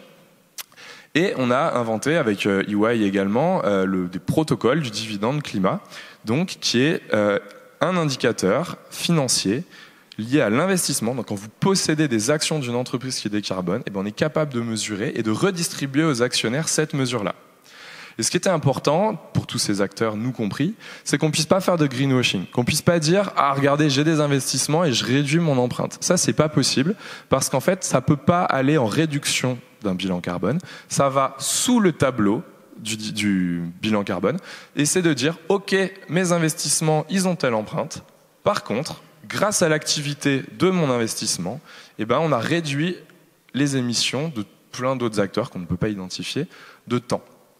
Et donc du coup, on vient de créer un outil incitatif à investir là-dedans. C'est ça le dividende climat. Et aujourd'hui, on travaille avec la Banque européenne d'investissement et la branche climat de l'ONU. Donc ce truc qui était juste un outil interne chez nous est en train de remonter très très loin. Ça existe déjà, on est en train de créer la fondation cette année pour qu'elle soit indépendante de Time for the Planet, de Carbone 4, etc., qu'elle ait vraiment sa vie à elle, et on en est là. Ça répond à ta question ? Oui, mais moi, du coup, j'ai appris plein de trucs. C'est beaucoup plus clair quand tu l'expliques. Merci. Élise, j'ai envie de te repasser la parole pour te demander, finalement, vous, quand vous accompagnez, quand vous facilitez finalement les démarches des entreprises et des organisations sur ces sujets-là, du coup, qu'est-ce que vous leur donnez comme conseil ? Parce qu'en fait, on le voit bien, c'est à la fois urgent, important, complexe. Vous leur dites quoi ? Je pense que le premier conseil qu'on va donner, c'est c'est pas grave si vous agissez demain. Le principal, c'est d'agir. Qu'il n'y a pas de formule magique. Chaque entreprise, comme chaque individu, est singulière et du coup aura une démarche RSE singulière. Et qu'il faut avant tout prioriser. La RSE, c'est une démarche volontaire des entreprises, ou en tout cas, surtout pour les plus petites entreprises encore à ce stade, mais c'est aussi une démarche qui va, j'ai oublié mes mots, excusez-moi, mais qui va permettre de prioriser. Tout à l'heure, tu parlais de ne pas faire la différence entre ce qu'on appelle la croissance et le développement. La RSE, ça va vraiment être un outil qui va vous permettre de faire un état des lieux complet de votre entreprise et de vos actions, que ce soit avec vos salariés, que ce soit pour votre stratégie ou pour vos parties prenantes, c'est-à-dire vos fournisseurs, vos clients, etc. Ça va vous permettre vraiment d'avoir cet état des lieux-là et de se dire on rentre dans une démarche d'amélioration. Et là où nous, on intervient, c'est comment on va essayer de prioriser ces différents axes d'amélioration. Il n'y a pas de solution magique. Certains vont se dire moi, je vais d'abord commencer par le pilotage de mon organisation, comment la gouvernance de mon entreprise est consolidée et qu'est-ce que je vais pouvoir mettre en place pour essayer d'y intégrer la RSE. Ça va être un exemple. Un deuxième exemple, je le disais tout à l'heure, ça va être plutôt en lien avec Time for the Planet, de faire un bilan carbone et d'essayer de consolider un petit peu toutes les émissions qu'on peut avoir et quels leviers on peut essayer de mettre en place sur tel ou tel déplacement ou consommation énergétique. Voilà. Il y a aussi peut-être, c'est là où tu voulais en venir, Adeline, c'est comment on pousse les gens à agir. Tout simplement, un petit peu comme ce qu'on fait ici aujourd'hui, c'est en les informant, en les sensibilisant, et puis en les formant. J'ai un exemple là récemment d'un de nos adhérents qui fait de la recherche contre le cancer, qui est plutôt déjà son action est du coup au cœur de l'intérêt général pour tous et au niveau mondial, qui a décidé, en tout cas le dirigeant a décidé de former tous leurs salariés, donc ils sont aujourd'hui 170, à avoir une formation sur la RSE, sur le développement durable, sur les causes, les états et comment on fait pour agir. C'est intéressant ici parce que ça vient du dirigeant, ça vient pas de la chargée de mission RSE ou de la chargée de mission QSE. Et ce qui est plus intéressant encore, c'est qu'ils ont réussi à mettre cet objectif dans l'objectif commun de l'entreprise. C'est-à-dire que à la fin de l'année, s'ils ne réussissent pas à atteindre cet objectif, il n'y aura pas de prime de fin d'année. Donc ce qui fait un moteur à la fois financier, un moteur d'engagement. Et aujourd'hui, du coup, on les accompagne dans cette démarche et c'est vraiment, ça fonctionne très bien en tout cas. On a de très bons retours et voilà. Du coup, c'était un exemple assez probant, pratico-pratique que tout le monde peut avoir en tête et qui permet vraiment de changer d'état d'esprit et de susciter aussi fierté qu'on peut avoir pour son entreprise parce que du coup, on est un peu plus au fait des actions qu'elle est déjà en train de mener. Et puis surtout pour l'équipe de pilotage RSE, ça va être aussi la possibilité d'avoir de nouvelles idées, de nouvelles remontées qui va venir de salariés dont on n'avait pas forcément conscience ou qu'on n'aurait pas pensé qu'ils avaient. Et donc intégrer ça directement dans les indicateurs et dans les primes, c'est aussi un levier pour accélérer la transition écologique au sein de sa propre organisation. Je vais vous proposer de poser une dernière question à Dimitri parce que ce sujet finalement de la mobilisation des salariés est ultra stratégique puisque une entreprise c'est pas que le dirigeant. Mais pendant ce temps-là, j'ai aussi envie de vous inviter à réfléchir aux questions que vous souhaitez poser aux différents intervenants et intervenantes pour après pouvoir vous passer la parole et enclencher cette dernière phase de la conférence débat. Parce qu'en préparant, tu me disais que toi, il y avait quelque chose sur lequel tu étais attentif, c'était finalement ouvrir aussi un peu le champ des possibles et faire comprendre aux gens qu'il y avait plein de groupes, d'organisations qui existaient déjà pour, quand on était un salarié dans une entreprise, être aussi accélérateur de la transition écologique. Oui, je pense, il y a un point, parce que c'est vrai que parfois on se pose la question en termes d'individus, ce qu'on peut faire. Alors bien sûr, on peut le faire à titre privé, mais dans son entreprise, il y a des organisations, notamment ça s'appelle les collectifs, qui regroupent des associations au sein des entreprises qui sont associées.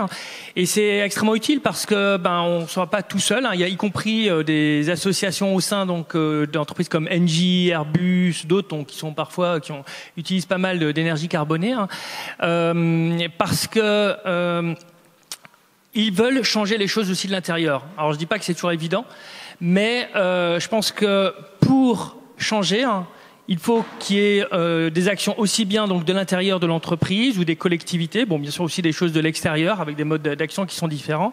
Donc ça c'est un premier exemple, c'est les collectifs. Il y en a un autre, c'est le Printemps écologique, qui est le premier éco-syndicat qui justement a pour vocation d'avoir une représentation différente pour les salariés que ce qu'on voit d'habitude, avec vraiment aussi bien sûr une attention particulière pour favoriser tout ce qui est mobilité douce, donc notamment ça peut être le covoiturage d'un côté, mais aussi tout ce qui est vélo, mais aussi à l'intérieur. C'est tout simple, lorsque par exemple on est dans une entreprise et que les commerciaux, c'est celui qui a la plus grosse voiture qui est le mieux valorisé, peut-être qu'effectivement en poussant d'autres modes de gratification, c'est une chose, mais aussi on parle de rénovation thermique, de tous ces éléments-là, et en fait aussi bien les salariés, mais aussi à travers les représentants, donc ça peut être syndicats ou les collectifs, etc.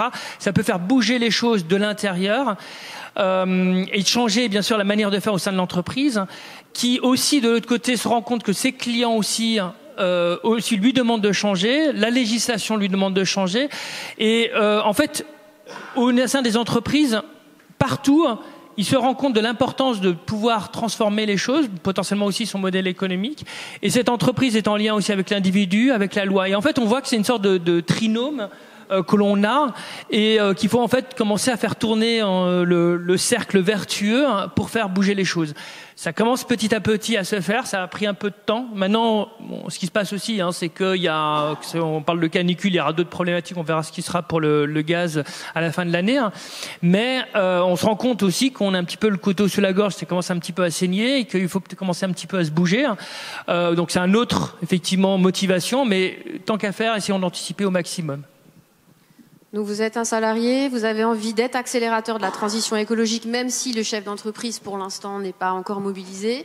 Donc on a parlé les collectifs, pour un printemps écologique, pour un réveil écologique. Ah oui, pardon, j'avais effectivement pour donc par exemple pour les jeunes diplômés, il y a pour un réveil écologique qui permet d'intervenir à l'intérieur, mais aussi de voir quelles sont les entreprises qui agissent dans ce domaine-là. Il y a aussi donc parmi les shifters, donc il y a des initiatives qui s'appellent Shift Your Job. Qui justement liste un certain nombre d'entreprises qui s'engagent dans ces domaines-là, où vous pouvez trouver facilement donc un travail, parce qu'il y a beaucoup de personnes, et c'est normal, qui se posent des questions, ils se disent bah oui mais bon moi mon boulot n'a plus trop de sens. Alors je vais pas donner d'exemple ici, mais n'a plus trop de sens, donc qu'est-ce que je vais faire? Eh bien au moins là vous pouvez, il y a Shift Your Job, mais il y a plein d'autres choses, mais ça vous permet de dire bah tiens, au moins je vais regarder ce qui se passe ailleurs, peut-être que moi mes compétences je peux les utiliser justement plutôt pour dans le domaine environnemental, réduire l'impact carbone, etc.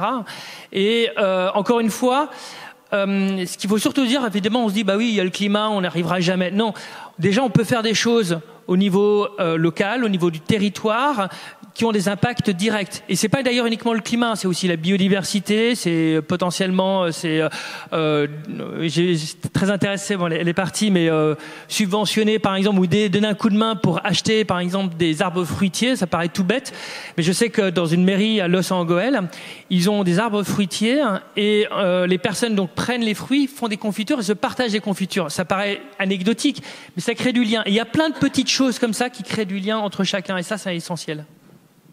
Ça crée du lien, ça donne du sens. Et Élise, tu me disais en préparant que c'était aussi un vrai enjeu pour les entreprises en termes d'attractivité des nouvelles des compétences. Oui, c'est vrai que la majeure partie, en tout cas, des entreprises que j'accompagne actuellement ont aussi un problème d'attractivité et notamment envers les jeunes. On sait aujourd'hui que je pense que mon chiffre a dû changer, mais que la génération X et Y et Z, excusez-moi, va regarder à 75% si l'entreprise a une démarche RSE ou pas, ce qui est quand même assez significatif.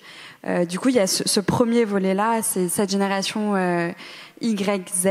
Le deuxième volet, ça va être comment on va réussir à transmettre en fait les savoirs qui sont internes à l'entreprise, qui aujourd'hui ne sont pas renouvelés par la nouvelle génération. Les entreprises alsaciennes industrielles qui continuent à faire de la production ont de plus en plus de mal à recruter et à transmettre ces savoirs-là.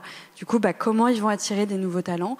Comment ils vont essayer de... Voilà, ça fait partie aussi de leur démarche. C'est essentiel, c'est vraiment la politique RH de l'entreprise. Merci. Voilà pour ce premier tour, qui n'est que le premier, puisque maintenant on attend aussi vos remarques, vos questionnements, vos envies d'approfondissement. Qui a envie de se lancer pour la première question? C'est la première, la plus difficile. Ah, mais non, parfait, c'est magnifique. Alors, j'ai vu une main se lever tout au bout.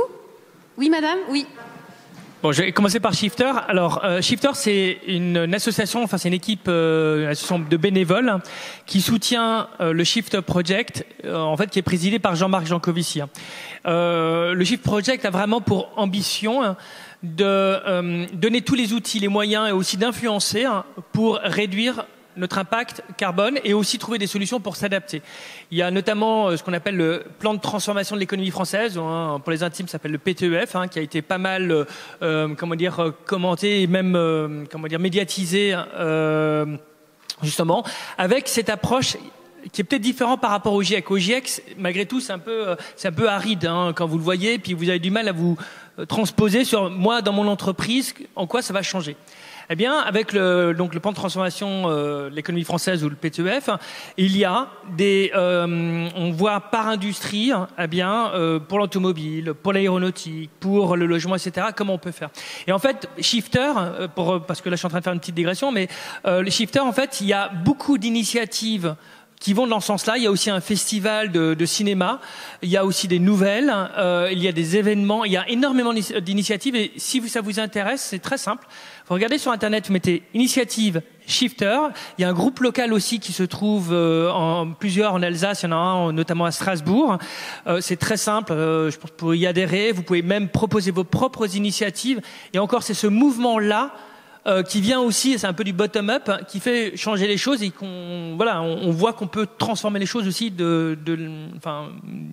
sur le terrain, quoi.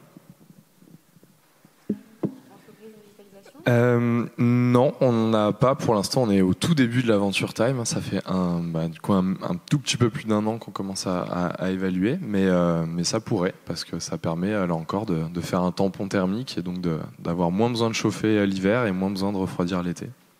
Si vous avez une entreprise, une innovation à proposer, c'est le moment. Alors, il y avait déjà des prises de parole ici. Oui, et puis ensuite, monsieur. Vas-y, Frédéric. Alors, peut-être un point, parce que c'est vraiment le cœur notamment du livre ici. Les collectivités ont un rôle fondamental parce qu'ils représentent le territoire. Et donc, c'est la capacité des territoires de mettre en lien des acteurs qui parfois ne se parlent jamais. Ça peut être des entreprises, mais ça peut être une association, une entreprise, etc. Et donc, il y a beaucoup de choses qui sont réalisées. La capacité, par exemple, d'un territoire au départ, c'est de trouver des liens entre les différentes entités, mais aussi de pouvoir mutualiser les ressources. Par exemple, c'est un exemple tout simple. On a parlé, par exemple, de covoiturage ici. Pour l'instant, ça se fait au niveau d'une entreprise. Il y a quelques entreprises qui ont dit, tiens, ce serait peut-être pas mal qu'on commence à le faire entre nous.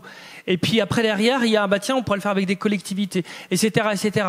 Et donc, et de la même manière pour pas mal d'autres sujets. Donc la collectivité a un rôle essentiel pour créer du lien qui ne sont pas toujours évidents entre les acteurs qui sont un peu dans leur ligne, dans leur voie avec leurs œillères, d'ouvrir un peu les chakras de chacun, et puis aussi de mettre en place. Alors, je pense que ça peut pas nécessairement faire que par les collectivités, mais l'État et les régions peuvent vraiment les aider à trouver des outils pour mutualiser.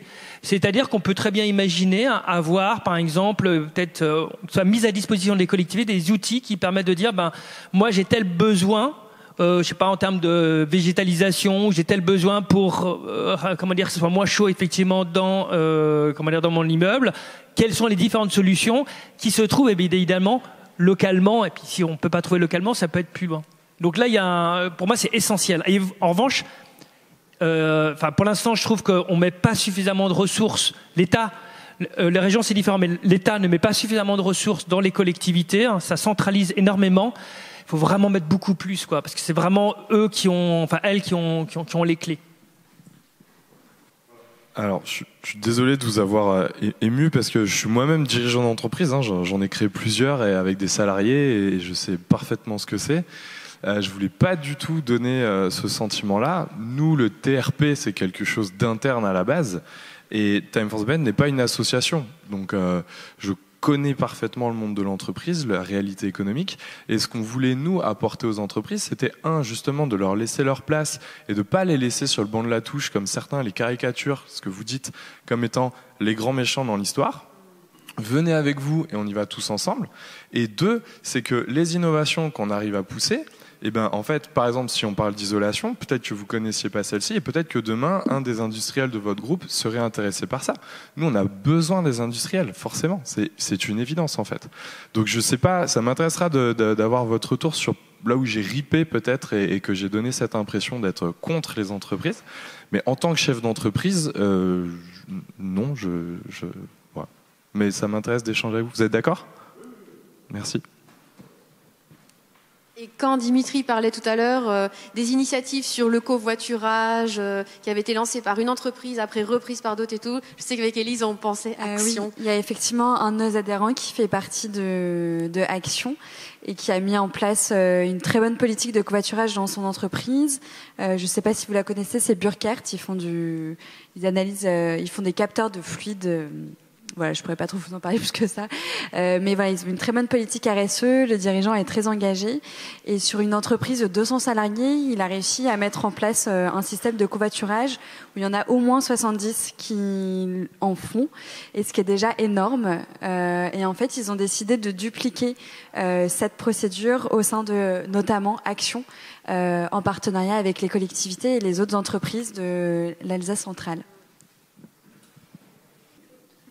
Alors, il y a plusieurs choses. Le premier point, par exemple pour le véhicule électrique, en fait les choses sont assez bien documentées. Je ne vais pas rentrer sur tous les détails, mais effectivement il y a comme des problématiques entre la fabrication d'un véhicule électrique qui, avec la batterie, effectivement émet plus de CO2 qu'un véhicule thermique pour la fabrication. Donc c'est un exemple. Il y a plein de problématiques au niveau que les véhicules électriques, et puis bien sûr d'autres avantages aussi.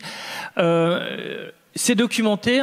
Le seul point, c'est que comme tout le monde parle à tort et à travers, on sait plus très bien. Les gens ne savent plus très bien à quelle source se fier. Donc le point, mais ça c'est aussi, on peut en tant qu'entreprise aussi essayer d'avoir un esprit critique, voir quelles sont les sources fiables. Alors, je pense que le Shift Project a des choses qui tournent pas trop mal, mais il y en a d'autres. Il faut toujours croiser les données, parce que voilà, c'est certainement pas la Bible. C'est un premier point. En termes d'indicateurs par rapport au greenwashing. Je pense que, et notamment, il y a des choses qui viennent de l'Europe, mais la France, c'est vraiment de commencer à communiquer soi-même aussi sur des indicateurs, de communiquer aussi avec des indicateurs qui soient communs avec d'autres entreprises, et d'être transparent. Alors, on peut pas être transparent sur tout, mais d'être transparent sur ce qu'on a fait derrière, de rester humble aussi.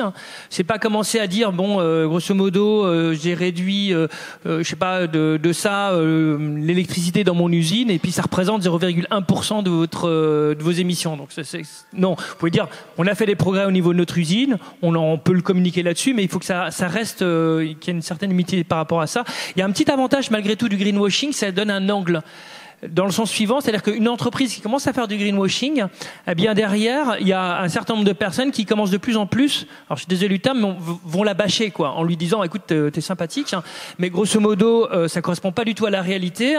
Et après, au niveau de l'interne, des salariés qui se trouvent en interne, ils se disent, ouais, mais là, on n'est pas cohérent par rapport à ce qu'on dit. Donc, c'est un moyen aussi de rentrer. Alors, évidemment, il faudrait que la période de greenwashing ne dure pas trop longtemps, quand même. Mais je pense que vraiment, tout ce qui concerne donc transparence, commencer à communiquer, y compris sur son site internet, ce qu'on fait, mais aussi ce qu'on fait pas nécessairement bien, mais sur lequel on peut progresser, qui peut être aussi un moyen pour d'autres entreprises, de dire tiens, nous on est bon là-dessus, peut-être on peut vous aider. Et ça peut être sur le site internet, mais au-delà de ça, c'est surtout à travers. Vous avez plein de réseaux, vous l'avez dit, entre vous, en disant bon, moi je suis pas super bon sur ce sujet. Vraiment, si on pouvait, s'il y a quelqu'un qui a des solutions, moi je suis vraiment preneur, quoi. Si je peux compléter, en France, en tout cas, la source vraiment la plus fiable, ça va être l'ADEME, c'est-à-dire qu'ils ont vraiment des chercheurs qui travaillent tout le temps là-dessus, et la réponse sur la voiture électrique, elle est très claire chez l'ADEME. Toute l'analyse du cycle de vie, de la fabrication à la destruction, c'est plus écologique qu'une voiture thermique aujourd'hui.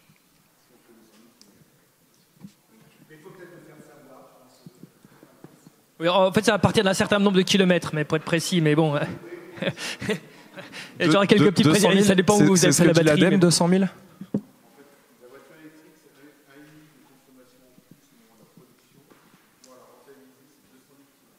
Ah ouais, 200 000, je suis moins sûr pour le 200 000. Parce que c'est la chiffre ADEME, d'accord. Ah, c'était ça ma question, ok. Parce qu'il y a le travail du réveilleur aussi, qui donne sur une Zoé, sur l'analyse du cycle de vie. Une Zoé en France, c'est 2 ans. En bout de 2 ans, donc il y a quelques dizaines de milliers de kilomètres, je pense. Je pense que c'était un taux moyen. Et même en Pologne, qui est le pays où l'électricité est la plus carbonée, c'est 8 ans. Donc tout ça aussi, c'est sourcé, c'est vérifié. Et donc, de façon générale, ce qu'il faut retenir pour les voitures, c'est qu'il faut qu'elles soient légères. Plus vos voitures sont légères, et moins elles émettent. Il y a un truc qui est tout bête. Si grosso modo, si vous avez déjà un véhicule électrique, renouveler souvent les véhicules électriques, c'est peut-être pas la meilleure des techniques. Donc, ce que je veux dire, c'est tout ce qui est renouvellement, refabriqué. En général, il y a un principe de base. Après, c'est particulier pour le véhicule thermique par rapport au véhicule électrique, mais lorsque vous renouvelez quelque chose, en général, ça a un impact plus négatif que si vous le gardiez longtemps. C'est la même chose pour le smartphone, par exemple. Et peut-être pour ajouter quelque chose, au niveau des indicateurs, en tout cas au niveau de la RSE, il y en a de plus en plus, même si c'est quand même très difficile de quantifier quelque chose qui n'est pas forcément financier. Et c'est tout le problème et l'objectif aussi des agences de notation extra-financières qui essayent de standardiser, on va dire, des indicateurs pour pouvoir comparer les entreprises les unes envers les autres. Mais bon, là, on parle vraiment du côté investisseur. Une autre initiative et qui a été émise de l'ONU, c'est quand même les ODD, les Objectifs du développement durable, qui permettent, même s'ils ne sont pas parfaits, d'avoir un standard commun au niveau du monde avec des indicateurs qui, pour le coup, ont vraiment été recherchés. Voilà, donc c'est en cours de perfectionnement. Et comme je vous l'ai dit tout début, chaque démarche RSE est aussi singulière. Et c'est vrai que même nous, au sein de notre réseau, on ne va pas forcément pousser les entreprises à avoir les mêmes objectifs selon les différents axes qu'on va trouver. Donc c'est une problématique, mais que je pense qui est en train d'avancer au niveau européen et aussi au niveau mondial. Et la loi a changé d'ailleurs, et elle va se renforcer de plus en plus sur le plan français, mais aussi sur le plan européen pour interdire le greenwashing. Donc, et la loi aussi est vraiment utile parce que grosso modo, c'est un peu la voiture balai, et puis aussi qui met l'ensemble des entreprises sur le même plan, quoi. La loi normalement est la même pour tous, et donc ça peut être d'ailleurs un facteur différenciateur par rapport aussi à des entreprises qui sont, je trouve, à l'extérieur de l'Union européenne ou de la France. Moi, il y a un premier point, c'est d'abord calculer en valeur absolue. L'exemple typique, c'est il y a certaines entreprises. Dimitri, peut-être définir l'effet rebond. Ah oui, pardon, oui, désolé. Merci. L'effet rebond, je vais prendre un exemple qui est tout simple, c'est celui de l'avion. C'est lorsque par exemple on réduit fortement la consommation ou l'efficacité, enfin on augmente fortement l'efficacité énergétique des moteurs d'avion, eh bien ça réduit donc la quantité de kérosène, ça permet de réduire donc la quantité, enfin le prix des vols, donc ça démocratise et au final cette efficacité en fait se transforme par beaucoup plus de vols, donc au final on émet beaucoup plus d'émissions de CO2 que si en fait il n'y avait pas eu d'efficacité énergétique. Alors évidemment c'est bien d'avoir de l'efficacité énergétique. La question, c'est comment est-ce qu'on fait, on évite justement cet effet rebond qui peut aller même au-delà du gain. Donc, par exemple, pour reprendre le point, c'est de travailler en valeur absolue en termes d'émissions de CO2, par exemple. Donc, si une entreprise commence à dire, moi, mes émissions de CO2 par quantité de chiffre d'affaires, il est d'autant, bon, c'est sympathique, mais c'est pas le sujet. Le sujet, c'est quantité absolue, en fait, qu'il y a. Donc ça, c'est un premier point. Après, alors c'est pas évident, mais je vais prendre un exemple, c'est lorsqu'on donne plus de capacité, mécaniquement on le prend. Je vais prendre l'exemple qui est inverse, qui fait pas nécessairement plaisir à tout le monde, mais on appelle ça aussi l'effet débond. C'est-à-dire qu'on réduit la capacité, c'est ce qui s'est passé notamment à Paris, où il y avait deux lignes, deux voies près des quais pour les véhicules. On a remplacé par une voie pour les véhicules et une autre voie pour les bicyclettes. Ça a eu un effet débond parce que les gens ont moins utilisé les véhicules parce qu'il y a toujours autant d'embouteillages et ils ont préféré prendre le vélo. Donc c'est une technique, mais qui n'est pas nécessairement évidente non plus à effectivement vivre. Je te laisse parler. Et moi, très rapidement, on pourra en discuter plus en longueur. Nous, c'est assez simple. Alors déjà, effectivement, c'est pas l'innovation en tant que telle qui va en provoquer de l'effet rebond, ça va être le gain économique et l'économique qu'on va pouvoir faire avec. Nous, on s'attache, quand on étudie des innovations en comité scientifique, de vérifier l'additionnalité ou la subsidiarité de l'innovation. C'est-à-dire que, par exemple, une trottinette électrique, ça remplace pas des automobilistes en trottinetteurs, ça remplace des piétons en trottinetteurs. Donc là, c'est pas très bon parce que du coup, on va augmenter la consommation. Donc ça, on le fait pas. Et parfois, il y a des innovations, justement, on ne sait pas, est-ce que ce truc-là va remplacer quelque chose? Je donne l'exemple, par exemple, d'une voiture toute légère, électrique, un peu qui pourrait être la deuxième voiture familiale juste pour circuler dans le village. Ce truc-là, on se refuse de le faire pour l'instant en se disant, peut-être que ça va inciter des gens qui en avaient qu'une à acheter celle-là. Donc ça, on le fait pas. Donc nous, on vient vérifier si l'innovation, elle remplace quelque chose qui est déjà existant ou pas. Le toit blanc, il remplace de l'utilisation de climatisation. L'eau, ça remplace du gaz HFC. Ça, c'est un critère pour nous, pour limiter le risque. Après, on lit pas dans l'avenir non plus malheureusement, mais c'est ça, on sait que c'est efficace en tout cas. Oui, Gérard. Alors, dit comme ça, oui, mais pour pas vous faire de faux espoirs, il y a tout un processus d'intelligence collective et je peux pas influencer dessus, mais oui, présenté comme ça, oui, ça a l'air de rentrer dans le champ. Très bon pitch. Dans notre tableau. Très bon pitch. En plus, du coup, tout le monde va te demander après qu'est-ce que c'est. Voilà, c'est obligé. Hein. Oh, il est violent. Hein. Il y a, je crois qu'en 1 an et demi, on a reçu plus de 800 innovations. Il y en a 350 qui déjà de base tombaient dans la grille. Alors, il faut savoir que ça, on l'a fait sans jamais demander des innovations. C'est-à-dire que tout est arrivé tout seul, ce qui nous a fait gagner beaucoup de temps et d'énergie, mais c'est pas forcément très qualitatif. Ça, on va pouvoir la remonter dans le temps, cette barre. Donc, il y en a 800 qui sont arrivés, 350 qui sont donc passés chez les évaluateurs et les évaluatrices. Vous toutes et tous dans la salle, vous pouvez vous former pour être évaluateur et évaluatrice. Et là-dessus, il y en a, je crois, 35, donc 10% qui sont remontés en comité scientifique. Et sur les 35 du comité scientifique, on en a parce qu'après il y a des tests économiques qu'on va faire. On va aller chercher un modèle économique, on va aller recruter des entrepreneurs. Et c'est à la fin de tout ça, quand on se dit tous les voyants sont au vert, on dépose ça au conseil de surveillance et on va voter, on va proposer l'investissement en assemblée générale. Et donc des 35, je pense qu'il y en a une quinzaine qui a été, peut-être une vingtaine même, qui a été étudiée sur l'aspect économique, et 6 qui sont arrivés en assemblée générale. Donc il y a un très très gros écrémage. Ce qui ne veut pas dire qu'elles ne sont pas bonnes. C'est juste que celles qui correspondent à ce qu'on cherche, des choses très simples qu'on peut déployer très vite dans le monde, voilà, c'est ça qu'on cherche, avec un aspect mesurabilité directe et déployabilité mondiale. Plus c'est simple, plus ça peut se diffuser, plus on mesure, plus elles ont de chances de passer chez nous. Oui. Très bien. C'est peut-être plus facile. Peut-être un témoignage optimiste, hein, puisque c'est il y en a déjà eu plusieurs. Moi, personnellement, ça fait 20 ans que je travaille dans l'industrie, notamment dans le développement économique, où j'accompagne toute une série d'industriels au niveau alsacien. Et c'est vrai qu'il y a 20 ans, développement durable, RSE, on n'en parlait pratiquement jamais. On était toujours dans des logiques d'investissement, de retour sur investissement, sur des nouveaux process. La première fois où j'ai été vraiment un peu surpris d'une démarche, c'était il y a une dizaine d'années, quand le groupe Mars, qui a une usine à Haguenau, avait annoncé, début des années 2010, que leur usine à Haguenau sera neutralité carbone au milieu des années 2020. Et à l'époque, je peux vous dire qu'on était tous surpris, parce que c'était pas encore dans l'air du temps. Et ils avaient lancé à ce moment-là toute une série d'investissements. D'ailleurs, je crois qu'il y a des anciens de chez Mars dans la salle qui ont vu la vapeur verte et tout ce qu'ils ont développé derrière. Et c'était une stratégie qui venait des États-Unis, de la maison mère. C'était une première. Mais c'était une exception.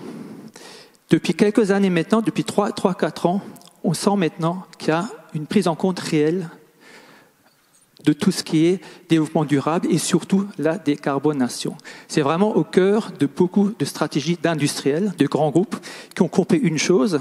Et là, il faut reprendre ce qui a été dit il y a 2 ou 3 ans, quand la présidente von der Leyen a pris la présidence de l'Union européenne. Elle a clairement annoncé qu'en 2050, l'Union européenne sera le premier continent décarboné. Donc derrière, il y a eu des déclinaisons de politiques publiques. Et les industriels ont tous pris en compte, les grands industriels européens ont pris en compte toutes ces stratégies. Et je peux vous dire aujourd'hui, quand vous avez des industriels, il y en a certains dans la salle, on a parlé de résilients, mais toutes leurs maisons mères ont aujourd'hui des stratégies qui ont dans leur cœur la décarbonation. Et en fait, c'est des choses très complexes qui vont nécessiter beaucoup de milliards d'investissements. Mais en tous les cas, il y a vraiment une réelle prise en compte, alors qu'il y a 20 ans, on en parlait sans vraiment y croire. Et là, il y a vraiment, je pense, là, une tournure, même si le chemin sera encore long, ça a été dit en introduction, mais il y a une prise en compte et ça va décliner. Et je pense que dans les prochaines années, on va encore devoir de belles choses sur notre territoire. Et je pense qu'en 2050, on sera au rendez-vous d'avoir un territoire décarboné. Merci. Il est 20h. Je vous propose du coup de prendre... Oui, allez-y. Ok, super. Ma question s'adresse à Time for the Planet, à Nicolas. dans les 3 premières entreprises qui ont été sélectionnées pour nous donner envie, puisque tout ça s'est passé dans un laps de temps très court. Hein. Jean-Michel, tu as parlé, effectivement, il y a 20 ans, il n'y avait rien, et puis voilà. Mais c'est vrai que Time for the Planet est très récent. Les 3 premières entreprises qui ont été sélectionnées, est-ce que tu pourrais nous dire, au niveau exemple, une des 3, celle qui tu préfères? Oui, non, mais de dire où elles en sont réellement, combien a été généré, parce qu'il y a aussi le côté ambition internationale. Ce que j'aime bien chez Time for the Planet, c'est dire, on ne va pas rester, nous, sur notre territoire, ici ou franco-français. Non, on voit grand au niveau de l'international. Et concrètement, où est-ce qu'on en est, par exemple, pour une des premières innovations? Alors, on va pas se le cacher, en 6 mois, on fait pas de miracle hein, quand on crée une entreprise technique. En ce qui concerne le climatiseur, le mot est pas bon, à eau. Là, ils ont vendu 3-4 premiers prototypes. Voilà. En ce qui concerne le projet de captation via le minerai d'olivine, celui-ci, là, on est en train d'avoir un accord avec une université belge pour faire des tests in situ, donc dans la mer du Nord. Bon, je ne vais pas parler de ce projet, mais si ça vous intéresse, voilà. Pour ceux qui connaissent, on en est là. Le troisième, je suis fatigué. Oui, les voiles. Les voiles, là, ils vont partir avec une voile de 25 mètres carrés. Alors, donc, les voiles. Donc, c'est des kites qui peuvent permettre de tracter des porte-conteneurs et donc de réduire la consommation en mazout de ça. Donc, la théorie, il fait qu'il faut une voile de 1000 mètres carrés pour des porte-conteneurs. Et là, donc, le prototype, il est sur 25 mètres carrés. Donc, il y a un lanceur qui lance la voile en l'air. Et après, il y a un petit treuil avec une intelligence artificielle qui va augmenter la précision et le guidage de la voile pour augmenter le pouvoir de traction. Et donc là, c'est prévu pour, quand est-ce qu'on est, cet automne ou cet hiver, Yves Parlier va partir tester ça. Voilà. Et alors, juste pour préciser, parce que donc Élise est partie. Donc là, on est en plein dans le besoin de cadencement des trains, puisque le dernier train qui part de Haguenau est 20h18. Donc en fait, elle a dû s'éclipser. Donc problème qu'on n'aura plus, bien sûr, dans un an, hein, quand il y aura le renforcement du cadencement. Donc voilà, si nous voulions un exemple de à quoi sert le renforcement du cadencement, nous l'avons. Et moi, j'ai besoin d'aller à Strasbourg ce soir, oui, si quelqu'un peut me ramener. C'est bon, c'est géré? Ok. Apparemment, Marie-Odile a déjà un truc. Merci. Bonsoir, ravi de vous retrouver. Dimitri, ravi de vous retrouver aussi. Bonjour, pour ceux qui ne me connaissent pas, je suis Vincent Thibault, le député de la circonscription, et on avait travaillé avec Dimitri sur la loi impact environnemental numérique, donc ravi de pouvoir se retrouver. Et si j'ai compris, on va se retrouver la semaine prochaine. Avec plaisir, on a plein de sujets à porter. Moi, j'ai une question, et notamment, ça a été évoqué tout à l'heure, le sujet, et c'est le thème de la soirée, qui est l'écologie optimiste. Et je me permets de te solliciter, Dimitri, parce qu'on va se confronter à ce problème-là, et tu vas l'être toi aussi maintenant en tant que nouveau parlementaire. Et dans le sujet optimiste, et comme ça a été dit tout à l'heure aussi par Jean-Michel, il y a le sujet de mettre en avant ce qui a déjà été fait. Et moi, en tant que politique, parce que j'ai entendu beaucoup de choses qui ont été dites ce soir, mais aussi, il faut le savoir, beaucoup de choses qui ont déjà été votées. Tu l'as dit sur le greenbashing, notamment, il y a la loi climat et résilience. La France, c'est le premier pays au monde à avoir un budget vert, ça veut dire une évaluation de son budget. C'est le problème, c'est ça, on ne le sait pas. On parlait tout à l'heure de la croissance, après on peut en discuter, mais moi je pense qu'on peut faire de la croissance en faisant de la décroissance, notamment de la consommation de matière. C'est ce que vous voyez aujourd'hui dans vos magasins avec les indices de réparabilité qui vous indiquent si votre appareil peut durer dans la vie, s'il est réparable, ça veut dire vous informer en tant que consommateur. Et moi ce qui me gêne un peu en tant que politique, c'est quand j'écoute l'atmosphère ambiante, on a l'impression qu'on n'a rien fait du tout. On n'a rien fait. Je ne dis pas que c'est assez. On a fait des choses. Et moi, la question que je me pose, c'est comment ensemble, et d'autant plus ensemble la semaine prochaine, enfin, oui, alors, tout à fait pour être précis, je ne suis pas parlementaire. Je me suis présenté, mais ensemble, durant ce mandat, on a continué à travailler avec Shift Project et avec Jean Koski. Comment, à un moment donné, dans le sujet optimiste, c'est aussi montrer aux gens qu'il y a des choses qui sont déjà faites. Et moi, ce qui me gêne fondamentalement aujourd'hui en tant que politique, et je vous écoute, et je pense qu'on est tous d'accord et on est alignés sur beaucoup de sujets, c'est ce sentiment qu'ont souvent les gens, même souvent ici dans la salle, qu'on ne fait pas assez des choses, ce sentiment qu'effectivement, il y a, je ne dirais pas le green bashing, mais le bashing politique qui dit on ne fait pas les choses, on fait des choses. et il y a une partie optimiste. Et on le voit aujourd'hui qu'il y a des choses qui marchent concrètement. Je prends toujours l'exemple, quand vous allez au McDo, si vous n'avez plus de pain au McDo, c'est parce qu'il y a une loi qui a été votée. C'est pas par hasard. Comment on peut faire pour travailler ensemble et donner cet élan optimiste, de dire aux gens, il y a des choses qu'ils font, prenons-nous par les mains, allons-y ensemble, tous dans une logique, effectivement, d'avancer. En dehors de simplement les conférences. Ça, c'est une vraie question que je me pose, que j'ai posée aussi à Cyril Dion, sur laquelle il ne m'a jamais répondu. Alors, précision, enfin, moi je me suis présenté comme candidat écologiste indépendant, donc dans les Yvelines. Alors, étant indépendant, j'ai pas réussi à passer le cap. J'ai pas réussi à être capable, mais j'aurais eu beaucoup de plaisir à devenir parlementaire. Mais bon, je vais continuer mon œuvre au sein du Shift Project, notamment avec la loi pouvoir d'achat. Mais il y a comment dire, je vais prendre l'exemple effectivement j'en parle d'ailleurs aussi dans le livre sur la loi climat. Oui, il n'y a pas rien qui a été fait, en soyons clairs, c'est pas du tout le point. Le point, c'est la marche est devenue beaucoup plus haute, c'est-à-dire que les enjeux deviennent tellement importants que même ce qui a été fait, et après je préciserai sur la partie loi climat, n'est aujourd'hui pas encore suffisant. Mais c'est vrai qu'en tant que politique, c'est pas facile parce qu'effectivement, d'un côté, il faut complètement changer un certain nombre de choses. Parfois, il faut heurter aussi, parfois peut-être les habitudes, hein, changer les habitudes. Et comme je dis, la marche est très haute, les enjeux sont très importants, et donc ça signifie que sur le plan politique, normalement, ça veut dire changer énormément de choses. Mais il y a une chose que dit souvent Jean-Marc Jancovici, c'est que la politique a souvent 3 ans de retard par rapport à la population. Et donc le temps qu'il intègre dans la loi ce type de changement, ça prend plus de temps que prévu. Maintenant, je pense que ce qui est en train de se passer, c'est que, y compris les politiques, commencent à comprendre que les manières de faire habituellement ne suffisent plus. Je vais prendre un exemple un peu caricatural. Notamment, il y a un parti qui propose le blocage des prix pour le carburant.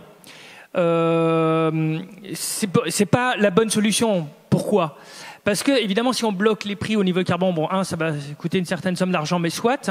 Mais de l'autre côté, la meilleure des solutions, c'est pas de bloquer les prix du carburant. Après, on peut bien sûr faire des distinctions pour certaines catégories de personnes, etc. Donc là, il y a des exceptions qu'on peut faire.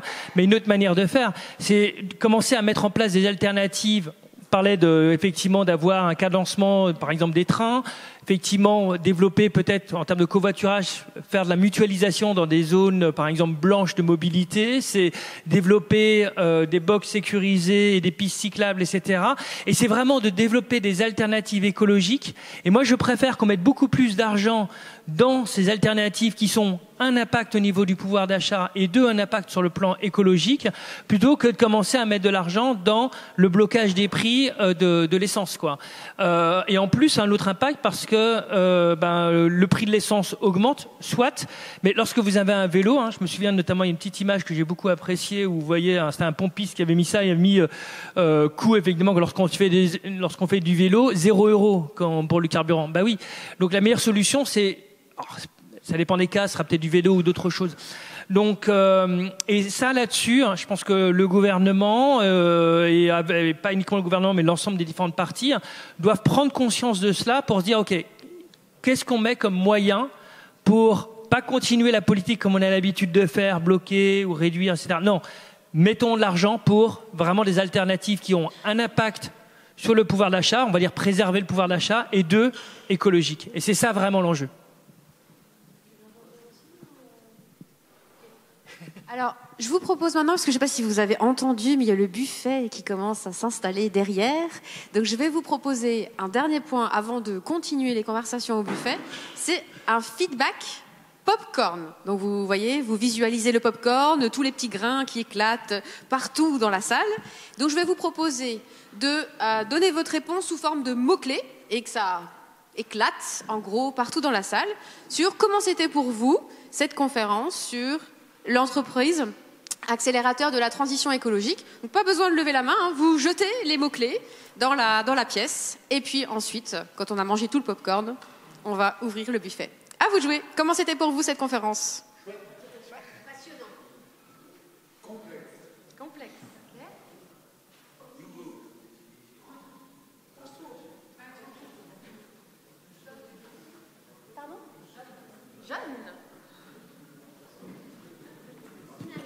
Dynamique.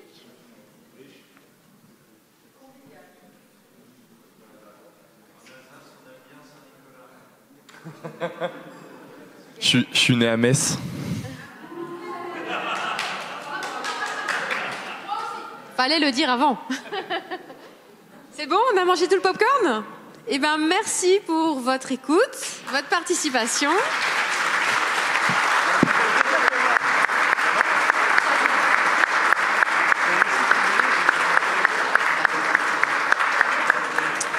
Je voudrais remercier nos intervenants, vraiment de qualité, très complémentaires, très intéressants. Et je vous invite à discuter avec eux autour d'un verre pour continuer à nous inspirer. Merci à vous.